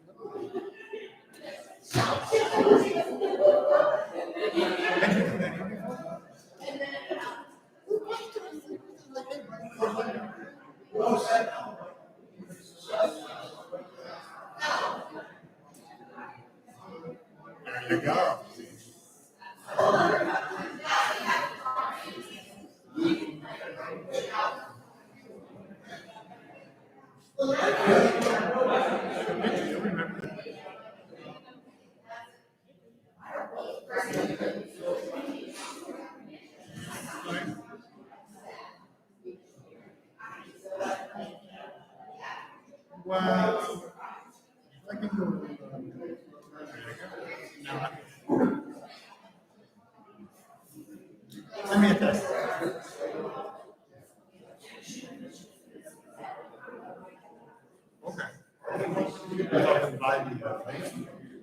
Definitely, yeah, send me their information, because I can pull it. Because Lewis is kind of, and if nobody else like it. But yeah, send me a text.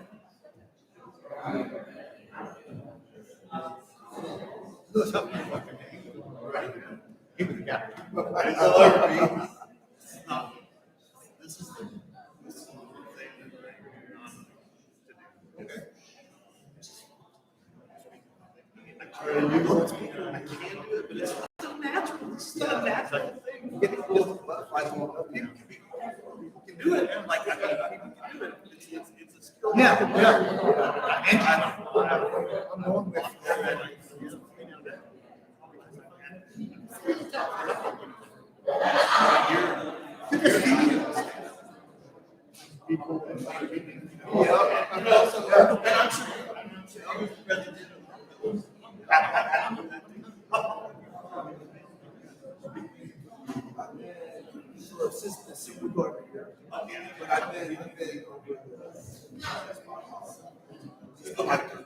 Yeah, I'm gonna try it. This is my next question. Oh, okay. I'm still catching fire right now. Ours goes from. I'm really good at that part. I'm really good at that part.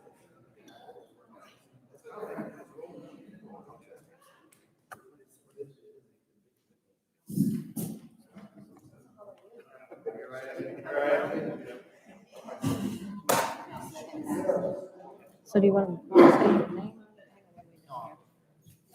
Okay, guys, here we go. I'll call to order the council workshop, October 6th, 2022. And the only item on the agenda is our candidate forum for at-large seat.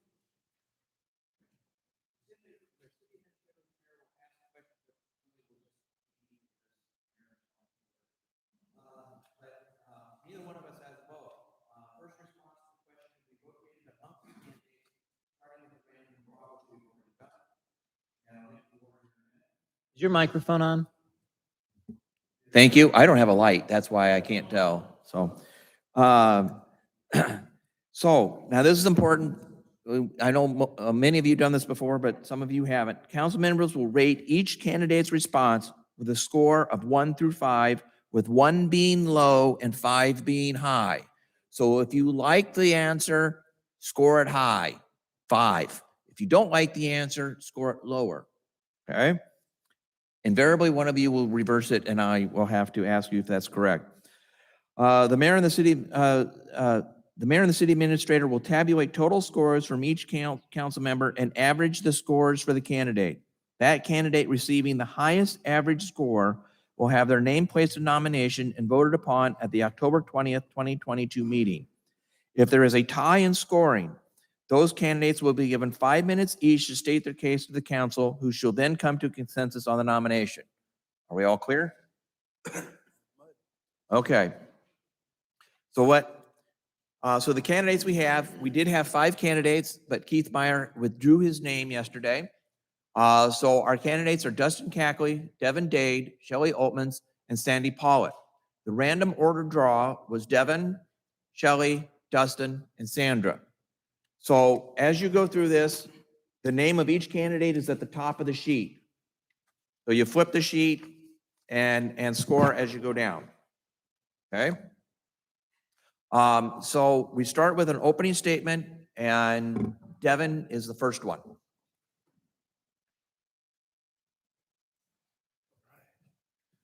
Good evening, Mayor, Cole, Councilman. I definitely want to appreciate having this moment, the opportunity to come and to be in the position to serve the city. Who I am, I'm Devin Dade. A lot of people know me. And what I do is I'm a director over at the Talbot House for men who have substance abuse issues and addictions. And I'm also an instructor at the Y. So what I do best is I help people get from A to B, and I help them do it and try to maximize that time with adding a lot of impact. One of the reasons that I want to definitely be on the city council is because I'm married, Allison Dade, and she's on the KPD. And I also have a daughter, Aubrey Dade. She's 15. She's a sophomore. And I'm a homeowner, 5 South Oak Drive. And I say that, and I say this is because my commitment, investment to my community is huge. Not only for me, but for my family and for my friends, and for those I don't even know. So I remember being on the council the first time. And when I came on the council, I was wet between the ears. I had a lot of, this is what I'm gonna do, this is what I'm gonna change, by goodness. And what I realized is things move really slow, right? But then what I realized also is that they move really slow because these are really important matters. And it took me 4 years to realize that I was still a little wet behind the ears.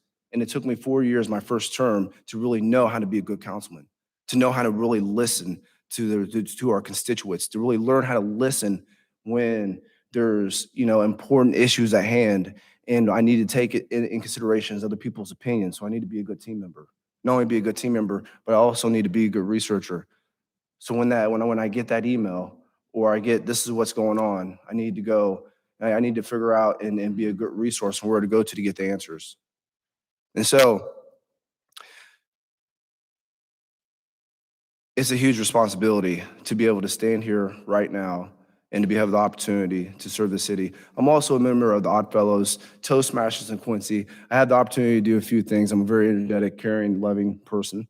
So my best thing that I love about myself is I believe in action,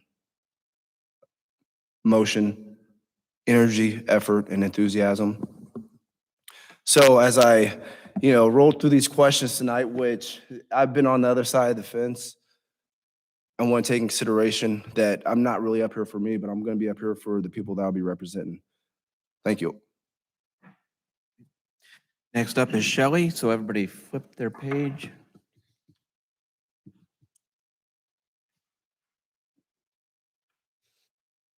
Hi, I'm Shelly Oldmans.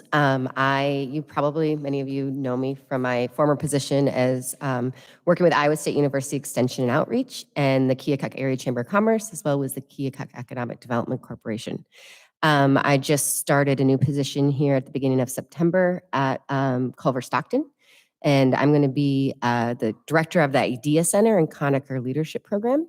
And my position there is going to be on working from connecting faculty and students to community projects, very similar to the project that we did with the University of Iowa, with the Iowa Initiative for Sustainable Communities, when we had 24 projects completed by University of Iowa students here in 2019 to 2020 school year. And so I'll be doing that in the tri-state area. So I'm super excited to start that, as well as lecturing on civic engagement and leadership. So the reason I put my name in for this position is exactly that title as well. If I was hired to teach and lecture in civic engagement and teach our future how we do this, I felt it was a responsibility to put my name in for this position as well. So in the background, I have been working in the background for many of these years, 8.5 years. I moved to Keokuk in May of 2014. I had been to Keokuk for my interview, and that was it. I think my interview and to get an apartment, and that was it. And then I moved here. And so for 8.5 years, I dedicated my life to pretty much working on how do we improve Keokuk? What do we do to make us reach a vision, knowing that, to be honest, this is one of the sad things, is I say this often, we are the worst at all the best demographics, and we are the best at all the worst demographics often. However, that also opens us up for opportunities. As much as it is the fact, we can't change those things. But then it opens us up for opportunities. And my job is to make sure we take advantage of those opportunities. So in that position, I have learned a lot about the different things. I've sat on the Zoning Board of Adjustment for several years as the chair right now, working with planning and zoning. And then I've also worked with the LChem property, directly with Southeast Iowa Regional Planning Commission, our partners, on developing, on making those things happen and move forward. And then also with the Southeast Iowa Development Center was the most recent thing that we got that up and going and have a business in there now that I still talk to regularly and text. He was actually texting me because the internet wasn't working because there was a fiber line cut yesterday. But we got it figured out. So this week also, one of the big things I've been working on is housing. So today, Pam, we had a great day.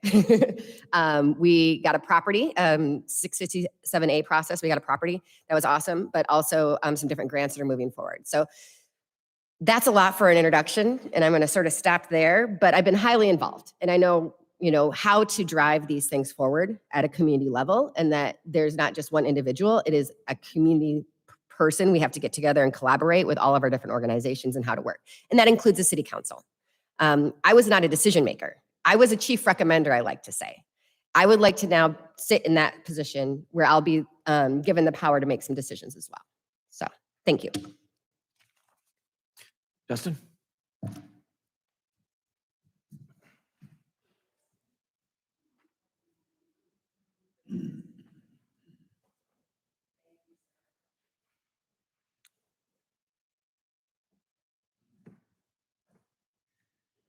That's about as good as it's gonna get. About as good as it's gonna get. Good evening. I'd like to start off by wishing the rest of the candidates good luck. I was born and raised in Keokuk. Growing up here was awesome. We had the mall was a cool place to go eat, shop. You could watch a movie. It was just a great place to experience this community. We had family-oriented events such as Puckashetuck Days, Halloween costume contests sponsored by community-oriented clubs, Civil War reenactment, and a street fair that went as far as the eye could see down Main Street, and it was awesome. I graduated from Keokuk High School in 1991 and joined the U.S. Army, serving in the military police career field. I served 20 years, which included 2 combat tours to Iraq. I retired in 2011 at the rank of Staff Sergeant. I returned home to Keokuk in 2019. I became involved in the American Legion and joined the Honor Guard. I was elected commander in 2021 and reelected as commander this year. Post 41 is experiencing a lot of community support, chiefly being the Military Appreciation Night at the high school game, which is tomorrow night. I was a big proponent of starting that up, and I've been involved with it every year, and we've grown it, and we've grown it, and we've grown it. It's a great community event. It honors our veterans, and it gives the community something to rally themselves around, a cause to appreciate our veterans. The support has also allowed us to expand our community service. In the past, we've held a Christmas dinner every year. It's been going on 40 years. And we've also taken that support and we've been expanding our giving back to the community by giving to the high school that has raised a lot of money for us with this Military Appreciation Night, and also partnering with Main Street Keokuk. We brought for this year in July, we brought a concert. First time we've ever done anything like that. It was a big boost to the Main Street's First Friday program. During my military service, the most significant thing I learned about myself is that I excel at leadership. Servant leadership requires the leader to put who they lead, being the constituents of this, being a city councilman, your constituents come first. They should come first before your wants and needs and your ego. A leader should also be guided by their values. The values that I hold dear are compassion, character, discipline, loyalty, duty, respect, selfless service, integrity, honor, and personal courage. Thank you.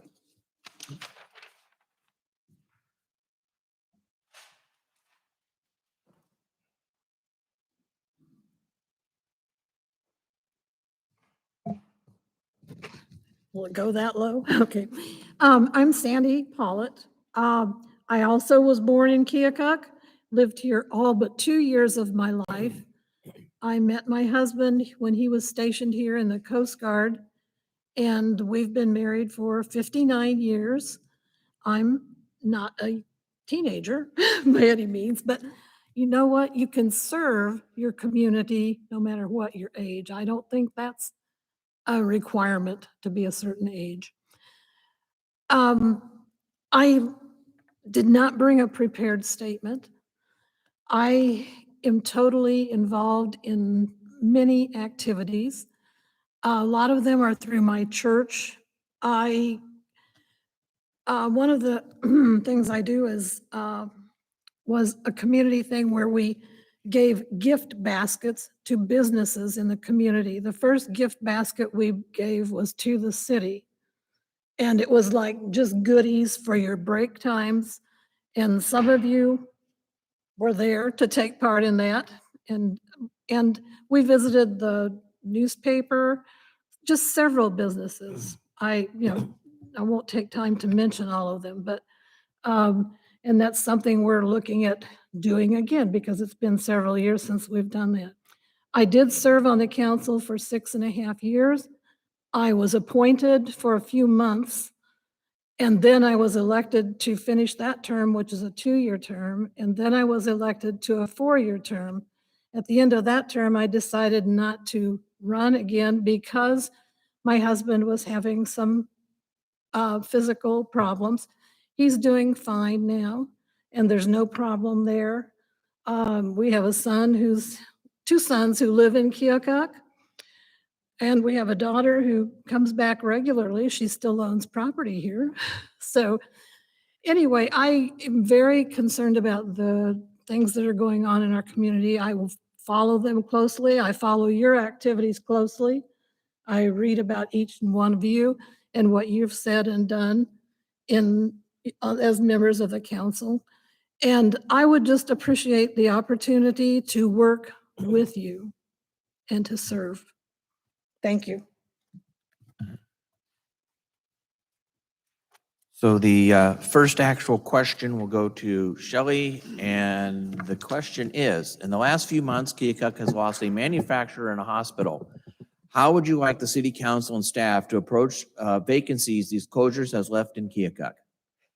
So you're talking about ADM as well as, okay, so ADM. I think ADM is an interesting conversation. From what I understand right now, they are deconstructing the mill for it to go somewhere else. Is that, okay, so that's what the rumor mill is that they're deconstructing the mill to go somewhere else. And the digester is already dead, as from my understanding. So I don't understand what there is there to, from my understanding, I don't know what there is there than from a turnkey business proposal. I don't know if that is possible. That was one of the things that you definitely want to do, if you could, is to be able to keep it a turnkey project. But from my understanding, that is not what ADM's direction has been. And so one of the things that I think is interesting is that property actually abuts the Elchem property. The Elchem property is on Carbide Lane. It's 72 acres. There is a former landfill, that's about a third of it, that's across on the other side of the rail tracks. There's a central part where we've already done all the assessments except the back northern portion. And then there's a wooded area that's about another 20 acres. So like when you look at the central part of that where there's already been buildings, it's about 25 acres. That actually does abut up right against that ADM property. So one of the things that's interesting about that is that knowing ADM owns several acres back there, I did not look today, but I think it's over 100 acres that they own there. Much of it is greenfield. Is there an opportunity for the city to acquire that property actually? So then you have 175 acres and that could actually be turned into a certified site. The state of Iowa has a certified site process, so that if you have a certified site, it has certain criteria that you have to go through. But that means when a developer comes in at the state level, they can say, this is already certified and it's ready to go. Bam. Fort Madison has a certified site. That's a big deal. It means it's gone through phase 1, phase 2, and phase 3 of the necessary things. Phase 3 phase 1's environmental. Phase 2, I can't remember exactly what it is. Cleanup plan. Cleanup plan. And then phase 3 is archaeology. And so when you do that, then that person knows that within 180 days, they can have that property. They can if you're doing it right, within 180 days, that could be ready for a shovel-ready project. And so that's what I would think about that ADM property personally, is knowing that it already has rail service. That would make it so much easier for us right now, because for us to build rail service onto that LChem property, it would cost at least probably about $150,000, well, probably $250,000 to get the switch off the main line. And then to actually just build the rail, it will be around $250 a foot. And so the amount of rail that you would have to put onto a site like that is prohibitive in the aspect of making that site move forward. However, as I said, if you can look at it and go, hey, now we have a much bigger pot, now we can actually look at certifying a site because we have them as much acreage as we have, that's a possibility for that site. So that's what I have there. And also it's rail served, huge deal. BNSF, have a great relationship with BNSF, even text them. If you have a relationship like that with the railroad, that is amazing, because they do not usually like to play. So that's my idea for ADM. When it comes down to the hospital, my experience with the Southeast Iowa Development Center, hospitals are typically energized because they have to have so much electricity to serve each of those rooms. There is, for the size of the building and for what they do and what other operations typically need, they have a lot more energy uses and utility usage than you would want to have. So one of the big things I think that we need to consider is, first, can we have somebody come in? That's always the first option. If it's a turnkey option, is there an opportunity for we have somebody come in and be able to take over that hospital? That would be the preferred method, no question. Hope Kathy and Cole are working hard on that, along with our other healthcare professionals in our community. But if that's not the case, then we have to figure out how to get legislation through the federal government first. The issue that you have right now is at the federal government level, they do not have the ability to have an emergency room outside of a hospital. To have an emergency room, you have to have a hospital. And if we don't get that legislation passed, then we are pretty much dead in the water when it comes down to it. And so we have to figure out how to work with our federal legislators, Senator Grassley, Senator Ernst, and our Representative Miller Meeks, to be able to have a conversation about how can we get this through? How can we get some language in federal legislation so that these facilities can get reimbursed at the level that they need to be reimbursed at? And then at the same time, we have to work with our state legislators to be able to have that language. So once that language goes through at the federal level, it snaps into place. A lot of the states that are having these rural hospital closures already have language on the books so that when the federal government passes that law, that it will enact instantly and they're ready to go. So those are the kind of things that I think that we need to do when it comes down to the hospital. Thank you. Dustin?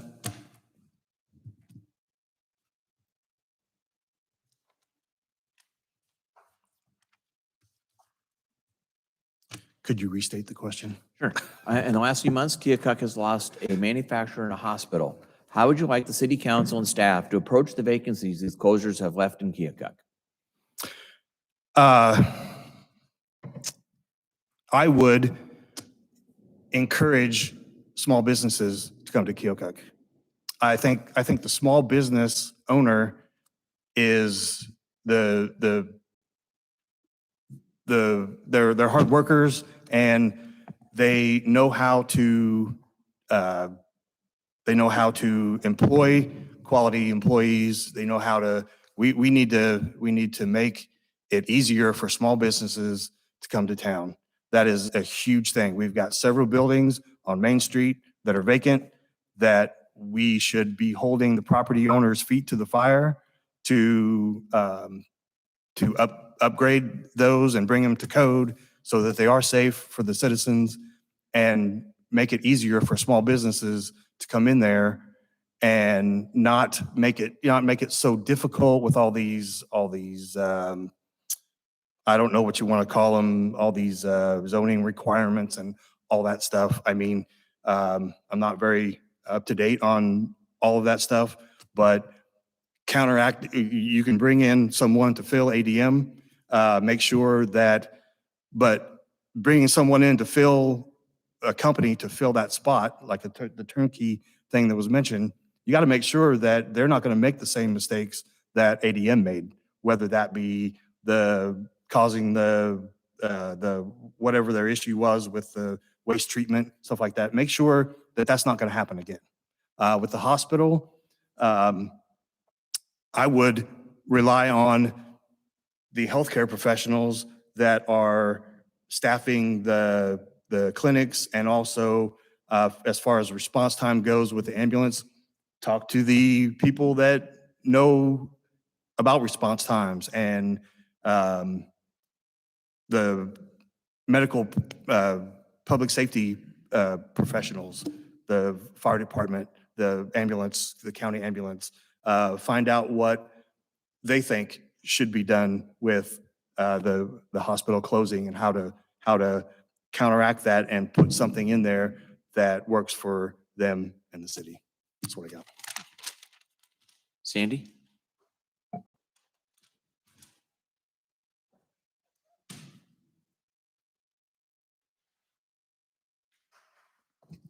Okay, I'll have you repeat the question again also, because I get involved in what the other person's saying, and So in the last few months, Keokuk has lost a manufacturer and a hospital.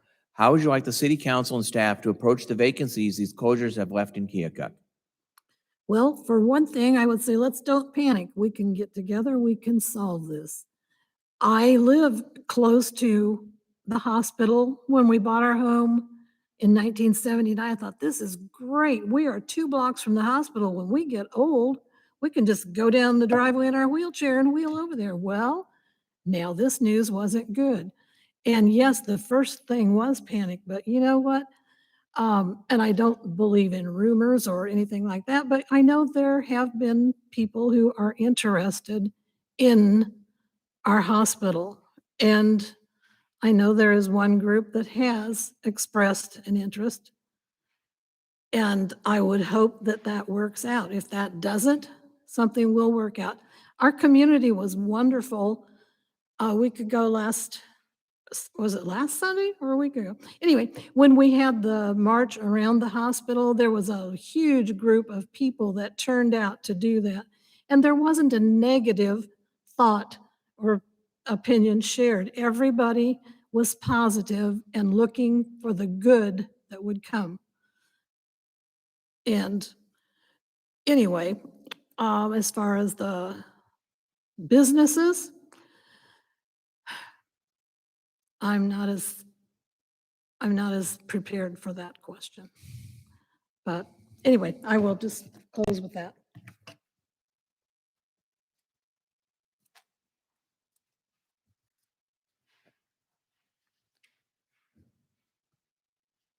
Kevin? Okay. So let me get back to my presentation here. I had to stop the TVs from turning off. We've been here too long. In the last few months, Keokuk has lost a manufacturer and a hospital. How would you like the city council and staff to approach vacancies these closures have left in Keokuk? Yes, awesome. As a city councilman or lady, one of the things that, being a citizen, finding out this information, the way I found out was striking. It was like, what just happened? On both occasions. One, I'm saying we got to get ahead of communication on these things. We got to communicate to the citizens.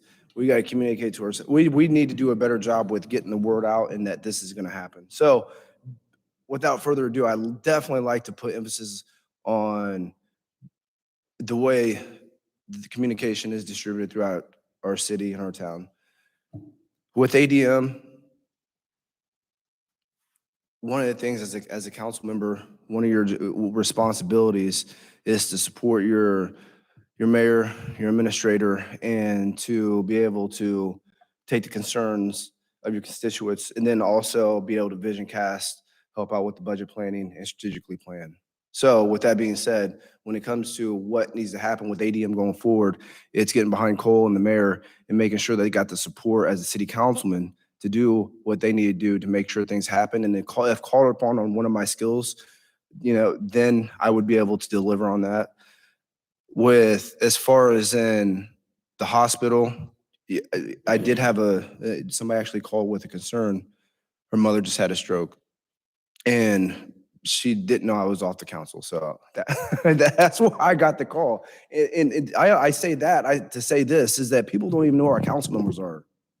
Some people don't know who our ward members are. They don't know who to go to, not to complain, but in order to get information, right? So as far as, her mother had a stroke, and it took 3 calls. So we're talking stroke, we're talking minutes that a responder needs to be there. It took her a little bit to get the ambulance there. But what her concern is, well, what do I do going forward? And what's Keokuk going to do going forward? And I said, and I talked with Cole, and right at this point, there actually is people that he has on the docket that's interested in doing something. But I do know that urgent care and a second ambulance would be very beneficial at this point. Thank you. All right, question number 3, and Dustin, you'll be up first. Question number 3. Like many rural communities, Keokuk is facing stagnant or declining revenues with steady or increasing demands for services. How would you like the city to see the city approach the problem?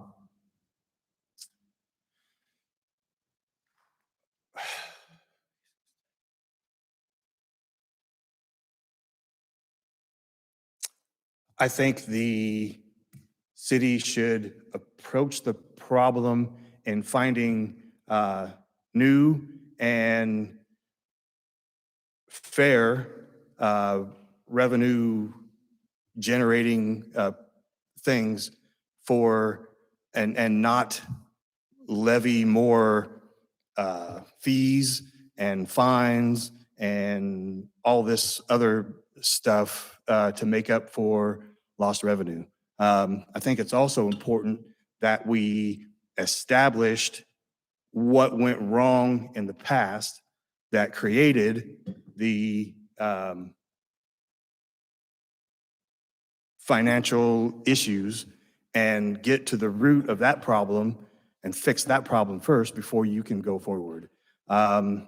Speaking as a citizen, when these events have occurred in the past or these issues have come up in the past, as a citizen, all we see is finger pointing and cajoling and passing the buck, and this person did this and this person did that. We need to take responsibility for the mistakes that have been made in the past so they don't get repeated. That's very key. That's very big with me. Leadership and being a leader and someone of influence should not be, they should take responsibility for the mistakes that have been made, whether it be one person or a whole body, and work tirelessly and work just with each other instead of the finger pointing and the becoming defensive and the throwing temper tantrums or whatever the case may be. That is counterproductive and should not even be anything that the citizens see from people that are supposed to be representing them and leading them. Thank you. Thank you. Sandy?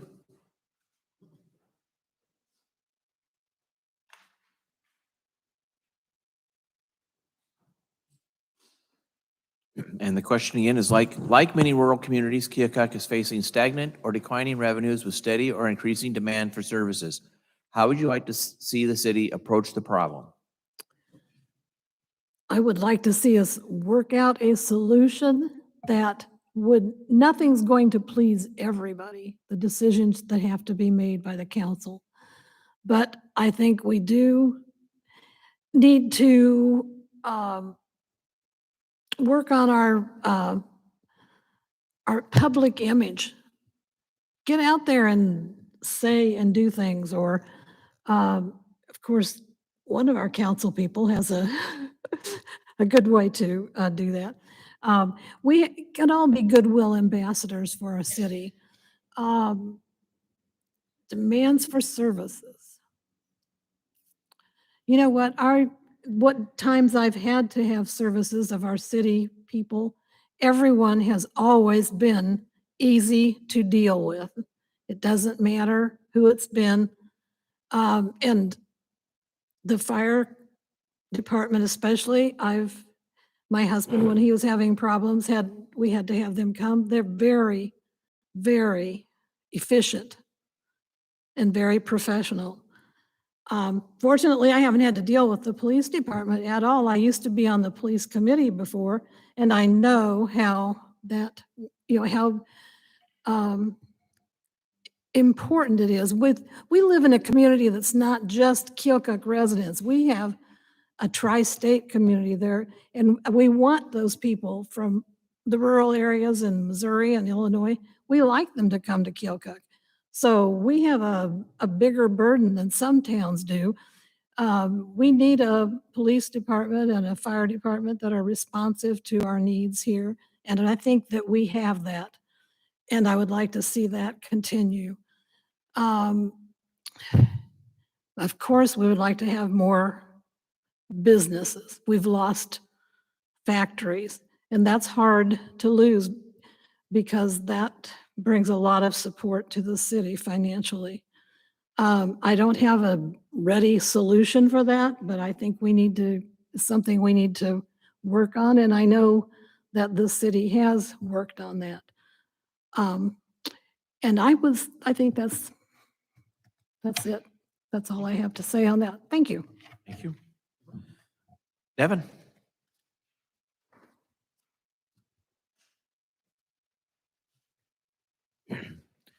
So the question, like many rural communities, Keokuk is facing stagnant or declining revenues with steady or increasing demands for services. How would you like to see the city approach the problem?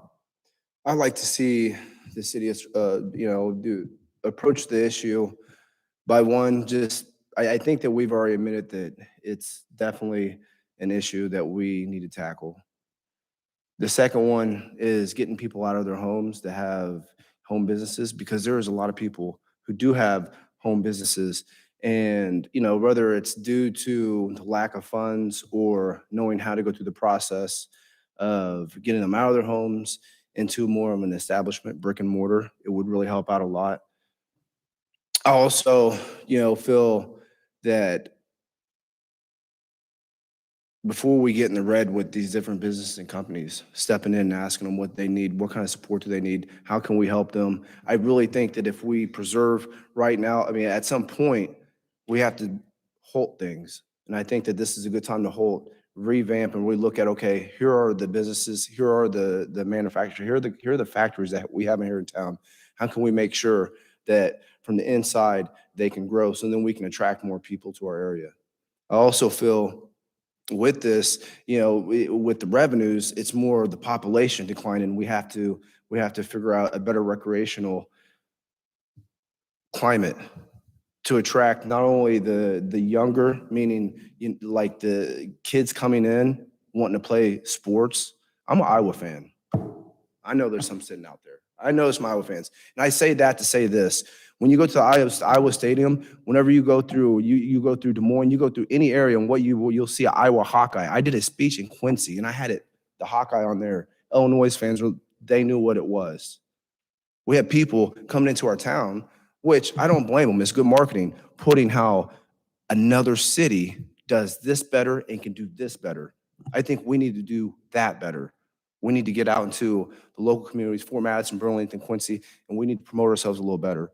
Now, we are the hub, 100%. Keokuk is the hub of the surrounding area. We have Keokuk, we have Carthage, we have Warsaw, we have down in Missouri, and I know this because I have men coming in and I have families coming in that are taking part of the Talbot House. I house 11 men. Next year that will grow, but I house 11 men, so I know that people know Keokuk and know about Keokuk. So when it comes to the climate of the revenues, I really think that getting home together first, making sure that our businesses and our factories, that, we're doing the best we can to make sure that we're supporting them, would help out best. Shelley? Like many, you want me to repeat it again? You can read the question, All right. please. Like many rural communities, Keokuk is facing stagnant or declining revenues with steady or increasing demands for services. How would you like to see the city approach the problem? Part of my position as a Chamber of Commerce Director, as well as just working across the state with other communities and their fiscal situations, and learning about, we're not unique, to be very honest. We're not unique when it comes down to the declining revenues and the increases in demands for services. I think the first thing that we need to figure out is how do we stabilize our current tax base? So how do we look at it and go, we need to build relationships with our industries to make sure that they don't leave. And we also need to figure out how to stabilize our tax base when in regards to the buildings in our community. And that's from everything from housing to the buildings on Main Street. And a lot of that has to do with the housing initiative that we've already been working on. So for instance, the Vacant Property Registry, that's a start. That's a start where we're holding people accountable that have buildings in our community accountable to a minimum standard. That if you're going to leave the building vacant, you're going to leave it open for vagrants, you're going to leave it open to the elements, that then you're going to have issues with the city. And most communities have vacant property registries and rental property registries. We're starting with something that's a very basic thing.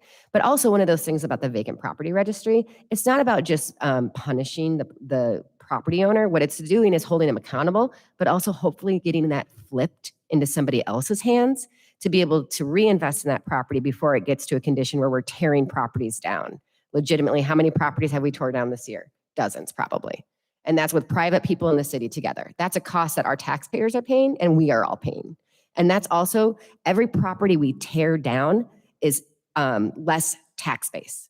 That is taxes going out of our pockets. Every property we tear down. So we need to consider these properties like the 600 block buildings that we have here as our asset. They are an asset. Yes, they are in bad condition. Yes, it is a $3.5 million project. However, we have $1 million there just sitting for them, plus TIF. All these other projects can make a viable project. And in 10 years, that will be a tax generating property. And the thing is this is a long game. This isn't like, oh, it's going to happen today, it's going to happen tomorrow. This is something that we need to be thinking about. Every decision I made every decision that I was hoping others would help make when I was as a Chamber of Commerce Director was about 20 years down the road. I have a 5-year-old child. I'm not thinking about what my life's like in 5 years. I'm thinking about how do I stabilize this community so that in 20 years, we're in better condition than we are now. And it took us 60 years to get where we are. We used to have 18,000 people that lived in Keokuk. Our last census, we have 9,900. In 60 years, we have shrank in half. And with that as well, so when it comes down to it, it's not only about the aspect of revenue. We have a shrinking tax base. We have buildings falling down. We have businesses leaving. We cannot continue to put more pressure on them. I just looked up our consolidated tax rate. If you look up in the Iowa Department of Revenue, our consolidated tax rate is 45 cents per $1,000 of assessed value. That is on the higher end when you look at other communities across the state of Iowa. And if we continue to put franchise fees and to put more taxes on our population, those that can leave will leave. They will choose not to have a house that's assessed at $200,000 that overlooks the river, and they will choose to move to a community where they can have a house that's assessed at $600,000 and they pay a portion of the taxes they pay here. And then also on top of that, 1 out of 4 of our children live below the federal poverty line in our region. 1 out of 4. So think about that. How many households live below the federal poverty line and we continue to ask them to increase revenue so that we can support the demand for services that we have? We also need to ask for our community to look at how do we prevent things from these happening? How do we look at supporting families so they don't go into mental health crisis? How do we look at the child maltreatment needs assessment and strategic plan that I helped implement, that I helped facilitate? How do we take that document and go, these are things that we can use to help our community? How do we, instead of saying, change happens no matter what, and it either happens to us or we choose to make it happen. And I think as a community, when I look at these different things, we really need to look at where we are and how we can move forward. And maybe we're the best community in 9,900. Yeah, that's awesome. I'd rather be the best community in 9,900 than a community that's still in decline at 7,900, in 20 years.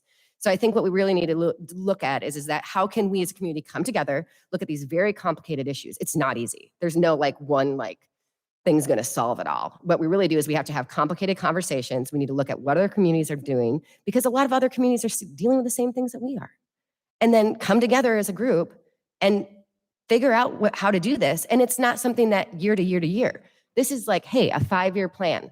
This helps us look at we're projecting out. It's just when you're doing the budget, you should know when people are retiring, because you're going to have costs related to those things. You want to know those kind of things so that you can prepare for them and you can put those items in the budget. So we need to have those conversations at not just this year's budget, but what does our revenue projection look like in 5 years, especially with ADM closing? What does our revenue projection look like for the water, the water treatment plant? How are we going to deal with these things? And to be honest, as I said, the demographics are bad, but that means we also can apply for every damn grant you wanted to. I mean, there's so much money out there. And as a community, we could go and take access to that. We don't have somebody who's designated to apply for grants. I've written several of my own. But you have one grant that they get $5 million that pays for themselves for how many years? Those are the kind of things that I think of. Sorry. I got so bad. Okay. So the first person on the next question is Sandy.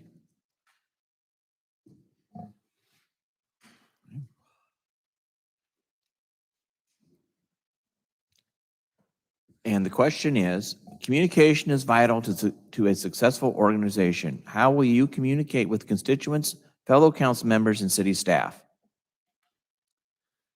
Okay, there are lots of forms of communication now. Computers are wonderful. I spend too much time on my computer possibly, but that's one way we can communicate. The other way is in person. And we can call each other anytime we want to. And city staff, when I was on the council before, I visited city staff regularly. And you know what? I was impressed with our staff then, and I still am. I feel like I've developed close friendships with several people on the council and that were in City Hall. I don't think we've had any problem with communication. I wanted to mention one other thing that I failed to mention earlier under what I've done when I was on the council. When we were facing the sewer separation problems and we worked through that for years, I walked the streets on the south side of town with Mark Bugelow one Saturday morning, and with John, we walked streets and we talked about what needed to be done. We can get out there and do things separately from the council meetings with other council people. We can talk to people that in the city when we go places and do things. I think we just always need to be open to what's going on, and we can ask people their opinions, or a lot of times they'll tell you their opinions, but usually if they're good opinions, they're not quite as anxious to share it with you as they are if it's a negative. But the first time I was on the council, when I was appointed, someone called me and wanted me to come and check out a problem that they had. And the boundaries for the wards had changed. And I thought she was in my ward because when I had lived in that block, it was the same, the ward I was in. So I went and I spent hours helping her solve her problem, and I don't regret it. And the person who was her councilman, he was just happy that I was there to solve the problem. But okay, I think I talk enough. So that's Thank you. Devin?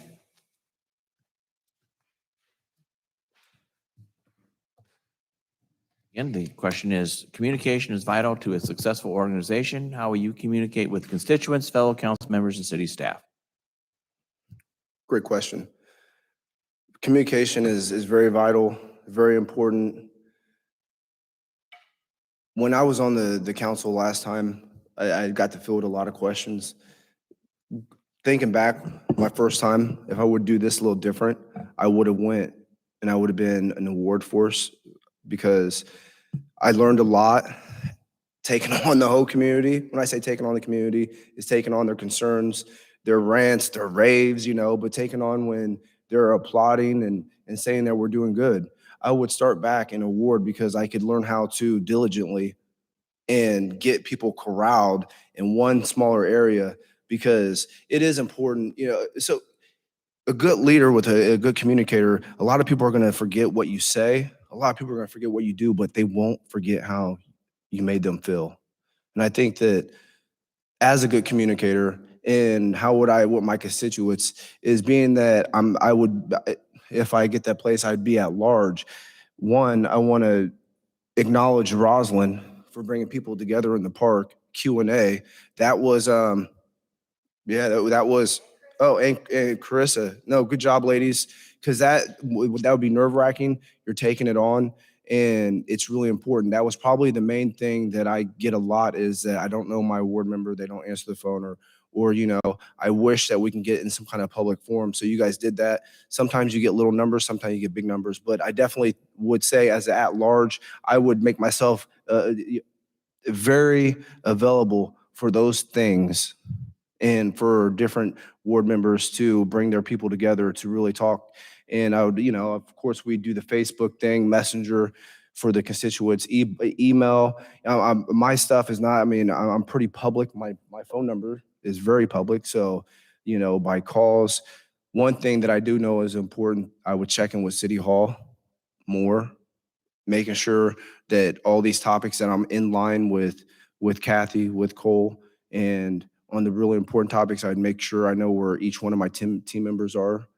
So then I'm lined up and I know which way they're going to go and how they're going to vote and how they feel about a particular matter and being able to help fill calls with, the people in their ward. So as far as in it being vital, that's, any way that you communicate. I like doing videos. And so I think putting videos out of different topics of information. So that's the way I would handle communicating with the council, my constituents in the community. Thank you.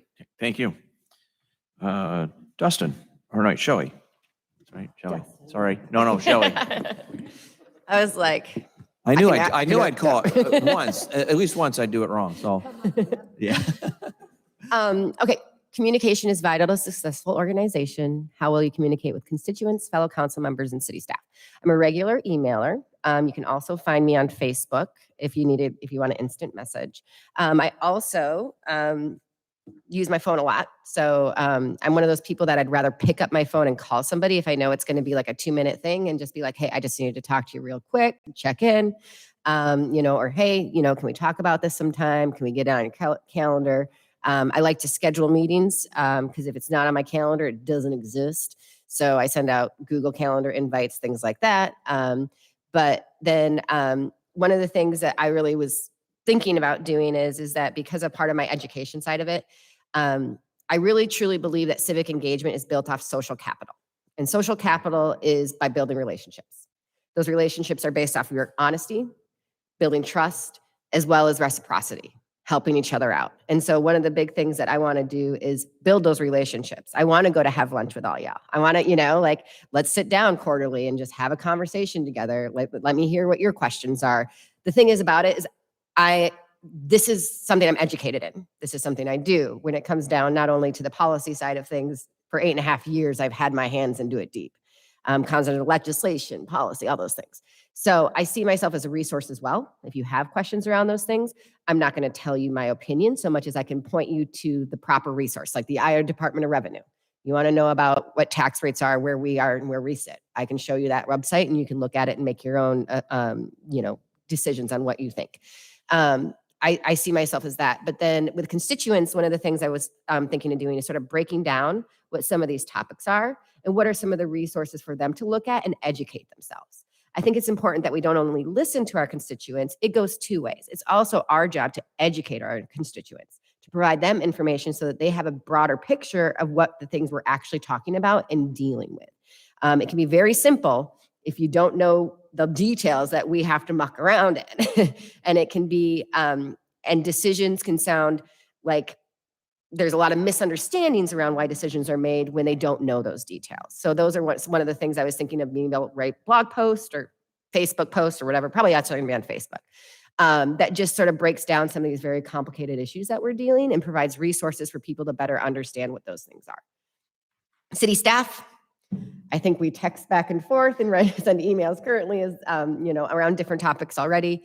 But also I think it's appropriate that when there's something that I don't know who to talk to, I address that to Cole first. And Cole goes, hey, you can talk to this person, or I'm assuming what I would mostly be going through is Cole, unless it's something that I know directly is related to that person or that department.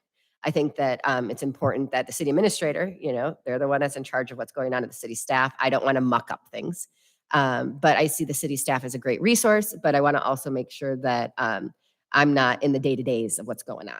So I think that's it. I said, fellow council members, let's get lunch. Constituents, as I said, they can get a hold of me in different ways, and city staff. Thanks. Now, Dustin. Okay. And communication is vital to a successful organization. How will you communicate with constituents, fellow council members, and city staff? So being at the at-large position, you have the entire city to answer to. I would have what the military calls an open door policy. Anyone at any time can reach me, talk to me. I will meet with someone that has a concern, listen to their concern, and I will also ask them for a possible solution. I believe if you have an issue or a concern that you think is going wrong, or you think you're being slighted for whatever reason, okay, well, give me a possible solution. If you were in this position, how would you talk to somebody about a response to your concern? Active listening is a very important part of communication. Just because you're a city council person and you have all these degrees in education, that doesn't mean you're smarter than the person across from you. So I would treat them with the respect that they deserve, and I would not talk down to them. I would not be condescending. I wouldn't act like the smartest person in the room at the time. That's part of active listening. Being quiet and having your ears open and letting them get everything that they want to get out, and then continue the conversation that way. Fellow council members, I will ask a lot of questions. You guys have the experience. You guys have the knowledge and know-how, and I'm going to want to know what you know. I'm going to ask a lot of questions. Communicating with staff. I believe in face-to-face communication. You will get tired of seeing me.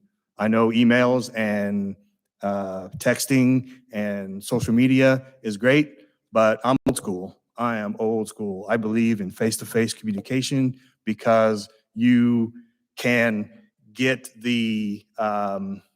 you can get a sense of what that person is trying to communicate to you by your body language. You can call BS if BS needs to be called. You cannot do that over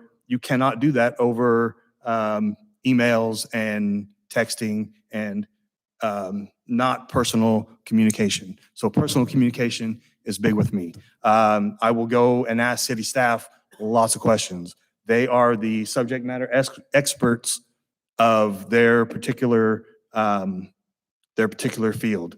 I believe in relying on them and listening to them, and again, not thinking that I'm smarter than them because I have so many degrees.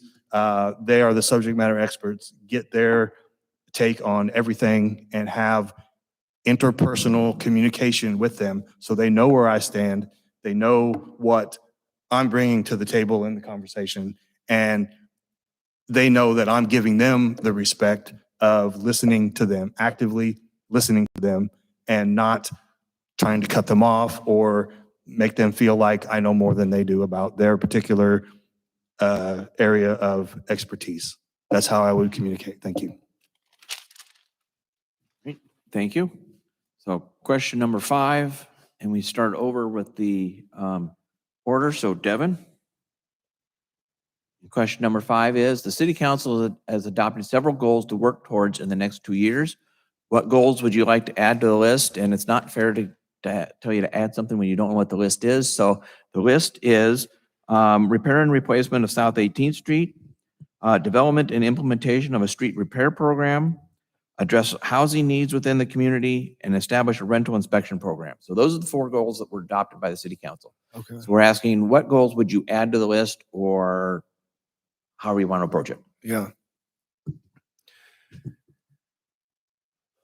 Good question. So first, I want to say and foremost that I think that some of the most exciting moments as being a councilman is when you're into strategic planning and you're into budgeting. That it's setting the goals, being able to say, this is how I foresee based on living here, based on my constituents or whatnot. It's probably one of the biggest things is being able to say, this is the vision. This is how I see Keokuk in the next 4 years, 5 years, 6 years, 8 years. So being in that process is awesome. I say that because we are looking at a newer council. When I was on the council, there were more tenured people, which makes it a little easier because you have a lot of background on different issues and different topics. And so I would definitely like to see on the list is making sure that we check in with our businesses, making sure we're steady there, making sure that they feel like they're being heard, making sure that their needs are being met, getting some feedback so we can kind of stop that train. And 2, I mentioned that I was an Iowa fan, and I mentioned that because one thing we need to do is, and this is get the pride back in Keokuk. We have better pride. I lived over on Tymia Street, right? Take this journey with me. I lived on Tymia Street. And then I moved 3 blocks this way. And then I moved to a house out in 5 South Oak Drive. Now, what I can tell you is beating these streets with my feet, not barefoot, I was wearing shoes, but just making these rounds, I got to hear a lot of different things from a lot of different people from what they think they would like to see on the top 2 of that goal list, right? But what I got to see is how much Keokuk is so different on that side of the fence. I think Linda knows. And then living 3 blocks from here, the change from 1 o'clock to 6 o'clock at night to 8 o'clock at night. And then out in 5 South Oak Drive, which I think everybody should know, that's out by I live back in the cul-de-sac, how different that is. I leave my truck windows down.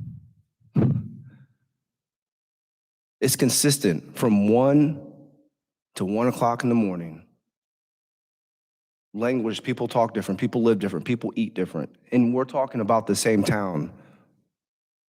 So I think until we get West K, we get down here, and then we get into some of the other populated areas where living's a little better, until everybody's heard, I think that list is gonna be, I don't think it'll stop, you know? So my top 2 things is definitely securing the pride in Keokuk and checking in with our businesses and making sure that we're taking care of them. Because if we're taking care of businesses, we're taking care of our citizens. That's their workplace. That's how they get their bread and food, and they actually take care of their kids that way. We need to get those 2 things right. That would be on my list. Thank you. Shelly? Do you need a review? Okay, thanks. Okay. So the city council has adopted several goals, which are reconstruction of South 18th Street, development and implementation of a street repair program, improving the housing stock, and a rental inspection program. Okay, thank you. I think all of these are great and are definitely aligned with our comprehensive plan. Some of the things, South 18th Street, that's called Honor Road, isn't it? Yes. Okay, so that's what I was gonna say. Can we call it Honor Road? No. Honor Road. I think that project is looking at like a 3-year, 4-year timeline. Is that maybe sort of the assumptions, like, so these kind of things take time. You got to raise the funds, then you got to do the engineering, then you got to make sure it happens, things like that. So that will be happening and most likely implemented within the next 2 years. Development of a street plan. I think that is absolutely critical. In that aspect, as I said before, I think that we need to have like a 5-year to 10-year sort of idea of what we're doing. And a lot of that is going to deal with how our revenues change and how we look at those kind of things as well. And then housing is my number one concern, and I agree that housing should definitely be in the top 4 here. As I would consider the rental property registry inspection program as part of the housing initiative as well. Moving from that vacant property registry inspection program, we get that passed by the end of the year, then we can move on to that rental property one. I think with the rental property one, we have to be cautious and make sure we work closely with our landlords to make sure that it's not too much of that we go in it as a partner versus going in there with a stick. I like to see it as that we could also, related to that rental inspection program, another goal I would say is that we should add a 3-year tax abatement on any improvements that they put on their rental properties. Currently, we have that for owner-occupied properties. And so that if somebody, for instance, they do any sort of addition to their property of 10% or more, that gets tax abatement for 100% for 3 years. I would recommend that we also consider expanding that to rental properties, and every other city in the Lee County currently, that program is expanded to rental properties as well. I think that could be a really good project for us to be a little bit like, hey, we brought the stick out, but we have a carrot right here for you. Another thing that I think that we really need to focus on and add to this list as a goal is to identify how we best utilize the Southeast Iowa Development Center and invest in that property so that we can get it back on the tax rolls and that it is something that is growing businesses and growing jobs currently. We have 12 jobs that are new jobs that we did not have that are now housed in that building. If we could grow that to 80 jobs, that would be awesome. And including also having that building then coming back on our tax rolls, as well as the Elkham property. So there's 72 acres there. As I said, 25 of it is a really potential for industrial development. But if we can focus on getting through, right now we have to finish up the phase 2 assessment for portions of it that we haven't done. So we're working on that. I think that they're right now going with EPA to get some more assessment grants, but then doing the cleanup of that property, which is going to be several $1 million, but then getting that property back on the tax rolls could be a really big revenue generation for us as well as something that would be jobs. So those are 2 things that I think that in the 2-year plan, we need to just keep our eyes aware that those are opportunities in our community and that we don't want to take our eyes off of them. We already invested a significant amount of money into these properties, and that means that we need to make sure that we continue to invest some more money in there to make sure that they can actually be successful. Thank you. Dustin? Would you like a review? Please. Okay. So the council has adopted several goals to work towards in the next 2 years, that being reconstruction of South 18th Street, development and implementation of a street repair program, address the housing issues within town, and a rental inspection program. Okay. First, I'd like to thank the mayor for this reconstructing 18th Street. That is an awesome thing. It's rare to have a politician tell you they're going to do something and then actually do it. That's awesome. That's on the list is just amazing to me. What I would add to the list is I think what the citizens want to see is us fixing the mistakes of the past.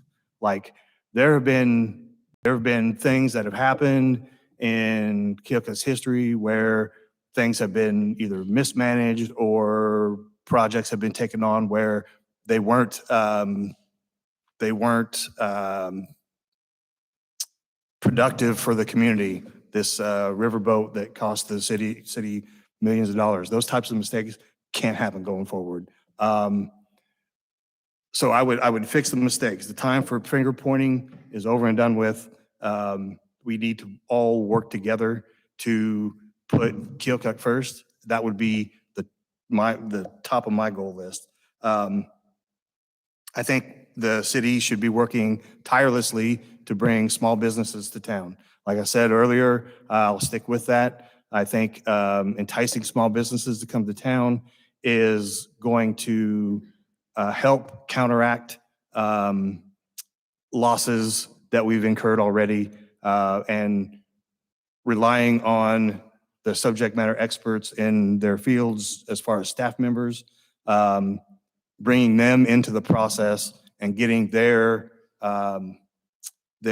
take on how they would help the city to counteract like the losing of the hospital and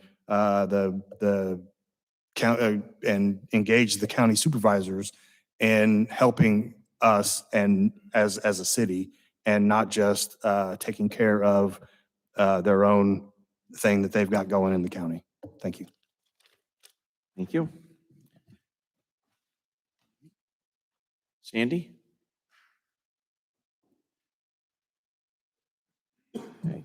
Well, I'll give you the same review, so that way we're all on even footing here. The council has adopted several goals to work towards the next 2 years, being reconstruction of South 18th Street, development and implementation of a street improvement program, addressing housing needs in the community, and a rental inspection program. okay. I want to say I'm very pleased with the South 18th Street project that you have proposed and that you have taken as a mission to see that done. We have several places in Keokuk that are draws for people to come to town. The National Cemetery, of course, being one of the major ones. And I'm so glad to see that you as a council have already made that a priority. Another draw that I think that we have is Rand Park. That is a beautiful park. And I know we have the pavilion, and I know that it is well used, but I think that is something we can promote, the things that we have in Keokuk more than we do. My husband and I spend some time riding around because we're retired, and we have a little car, so it doesn't take much gas. We also have a big one, but anyway, we look at Keokuk, and I was on the committee that did a planning booklet a couple of years ago, our comprehensive plan, updating it. And we have several things that we had projected that have not come to be, but there are some things that we had talked about that are being taken care of.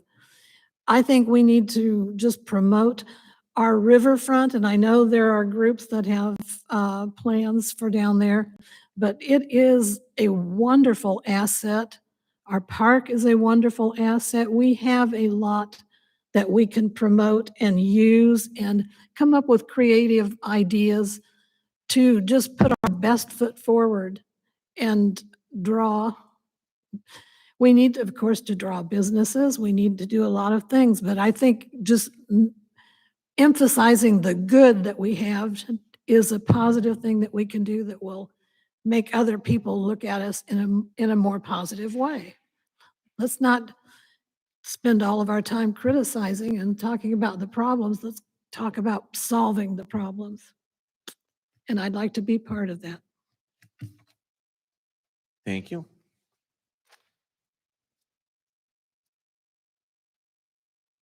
All right. So we now have closing statements, which summarize and try to keep it at 3 minutes. And we start with Shelly. Not that I'm going to buzz you, but try to keep it at 3 minutes. I'll be really quick. I already talked enough today.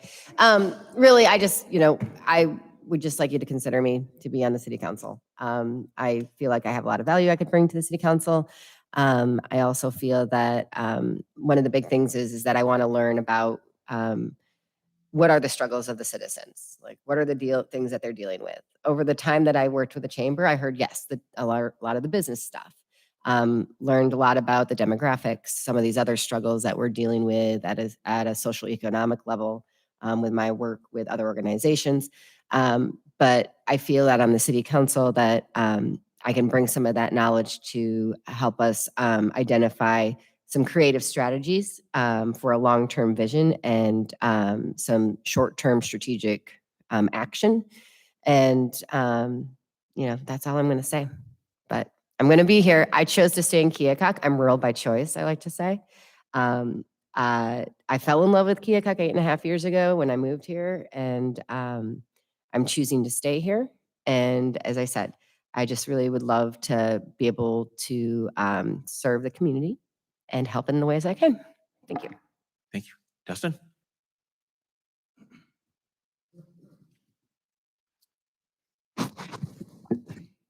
I would like to say thank you for the opportunity and thank you for listening to what I've had to say tonight. Like I said, I grew up in this town.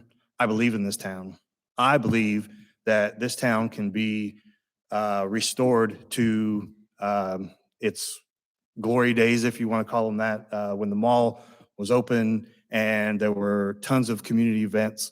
I may not be the smartest person in the room when it comes to economics and how to pay for things and taxes and levies, but I promise you that I will outwork everybody in the room in coming up to speed on what I need to know to represent the citizens of this city, and I will put forth every effort. Leaders lead, and I know how to lead. I've done it almost the majority of my adult life, and I believe that's what this town needs. It needs leadership. It needs people that know how to take care of business and aren't afraid to tell people what they need to hear. Thank you. Thank you. Sandy?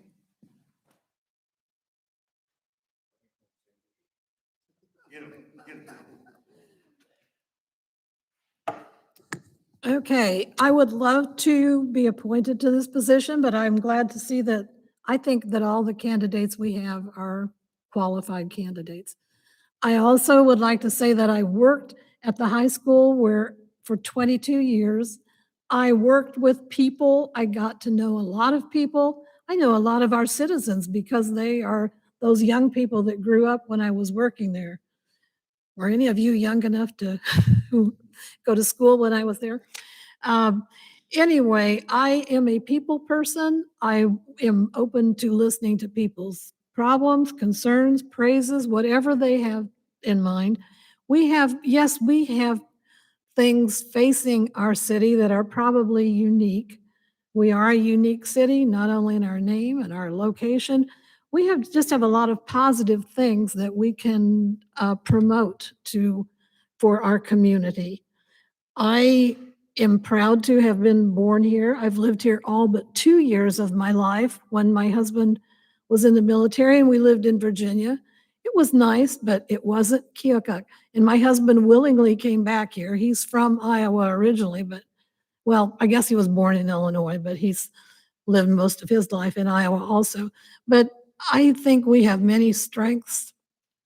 Yes, we have problems, but we're facing those problems and we're working on those problems. And I would be proud to be a member of this council. Thank you. Devin?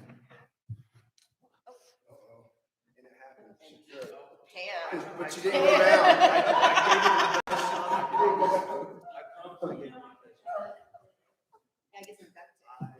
I'll be the protector. No, I'm just messing with you. No, I like to start off just by saying that, I was disappointed when I lost Kathy. but what I found out, Kathy, really, and I'm addressing everybody, but I found out that I was disappointed because I could no longer serve the community in that capacity because I knew I wouldn't be on the council, and I talked to important people in my life, my mentors and whatnot, and they'll say, 4 years, Devin, 4 years, because I know you'll stick around to get back on the council. And then I got a call saying that this was going to be an open opportunity. I love Dan, great coffee guy, man. I love Dan, caffeine, but this was a huge opportunity. And so I was excited to come back up. I can't lie, I was nervous. And here's the thing is I'm on the planning commission. Thank you. I appreciate it because it really helps. I was built to serve. And that's my A game. That's what I do, and that's what I love doing. But it's just not enough, so being able to come back to the city council, it would be an honor. And this is what I'm excited about is I'm bigger, faster, stronger than I was when I was on the first time. I know more. I have more resources. I know more people. My heart's in it more. I'm more invested. My daughter's getting older. My wife's making moves in the KPD. And not only that, but what I know is that we have some issues as far as in, with the drug issues, the alcohol issues. We have issues with poverty. We have, and those are not going away anytime soon. But what we also have, we have a bowling alley. We have the parks. We have great citizens. We have people who actually love Keokuk and want to just see nothing but the best for Keokuk. And I'm one of them. And for the people who are not, only thing I can say, I'm not against them because everybody got squabbles. Everybody don't like certain things, but I just know that I will be the guy that they will look through my eyes at the community and their mind will change. Thank you. Right. First, I'd like to thank all 4 candidates and the 5th candidate who did put his name in but then withdrew. Your willingness to serve is much appreciated by myself and the rest of the council up here. We do know how difficult it is. For the council members, do not put your name on your sheets. This is a blind evaluation. So what I'm going to ask you to do before you leave, just set it down, face down, and in front of my computer. I will not watch how the order is, so that way it's completely blind. But just, again, face down, in front of my computer. Okay, thanks everybody for coming. I know it's been a long night, but you guys answered all those questions and it was interesting. Let's go home.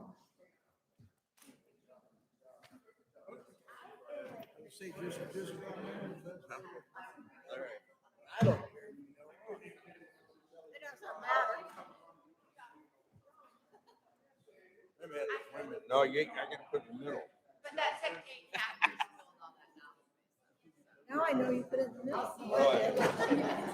I'm kidding. Somebody's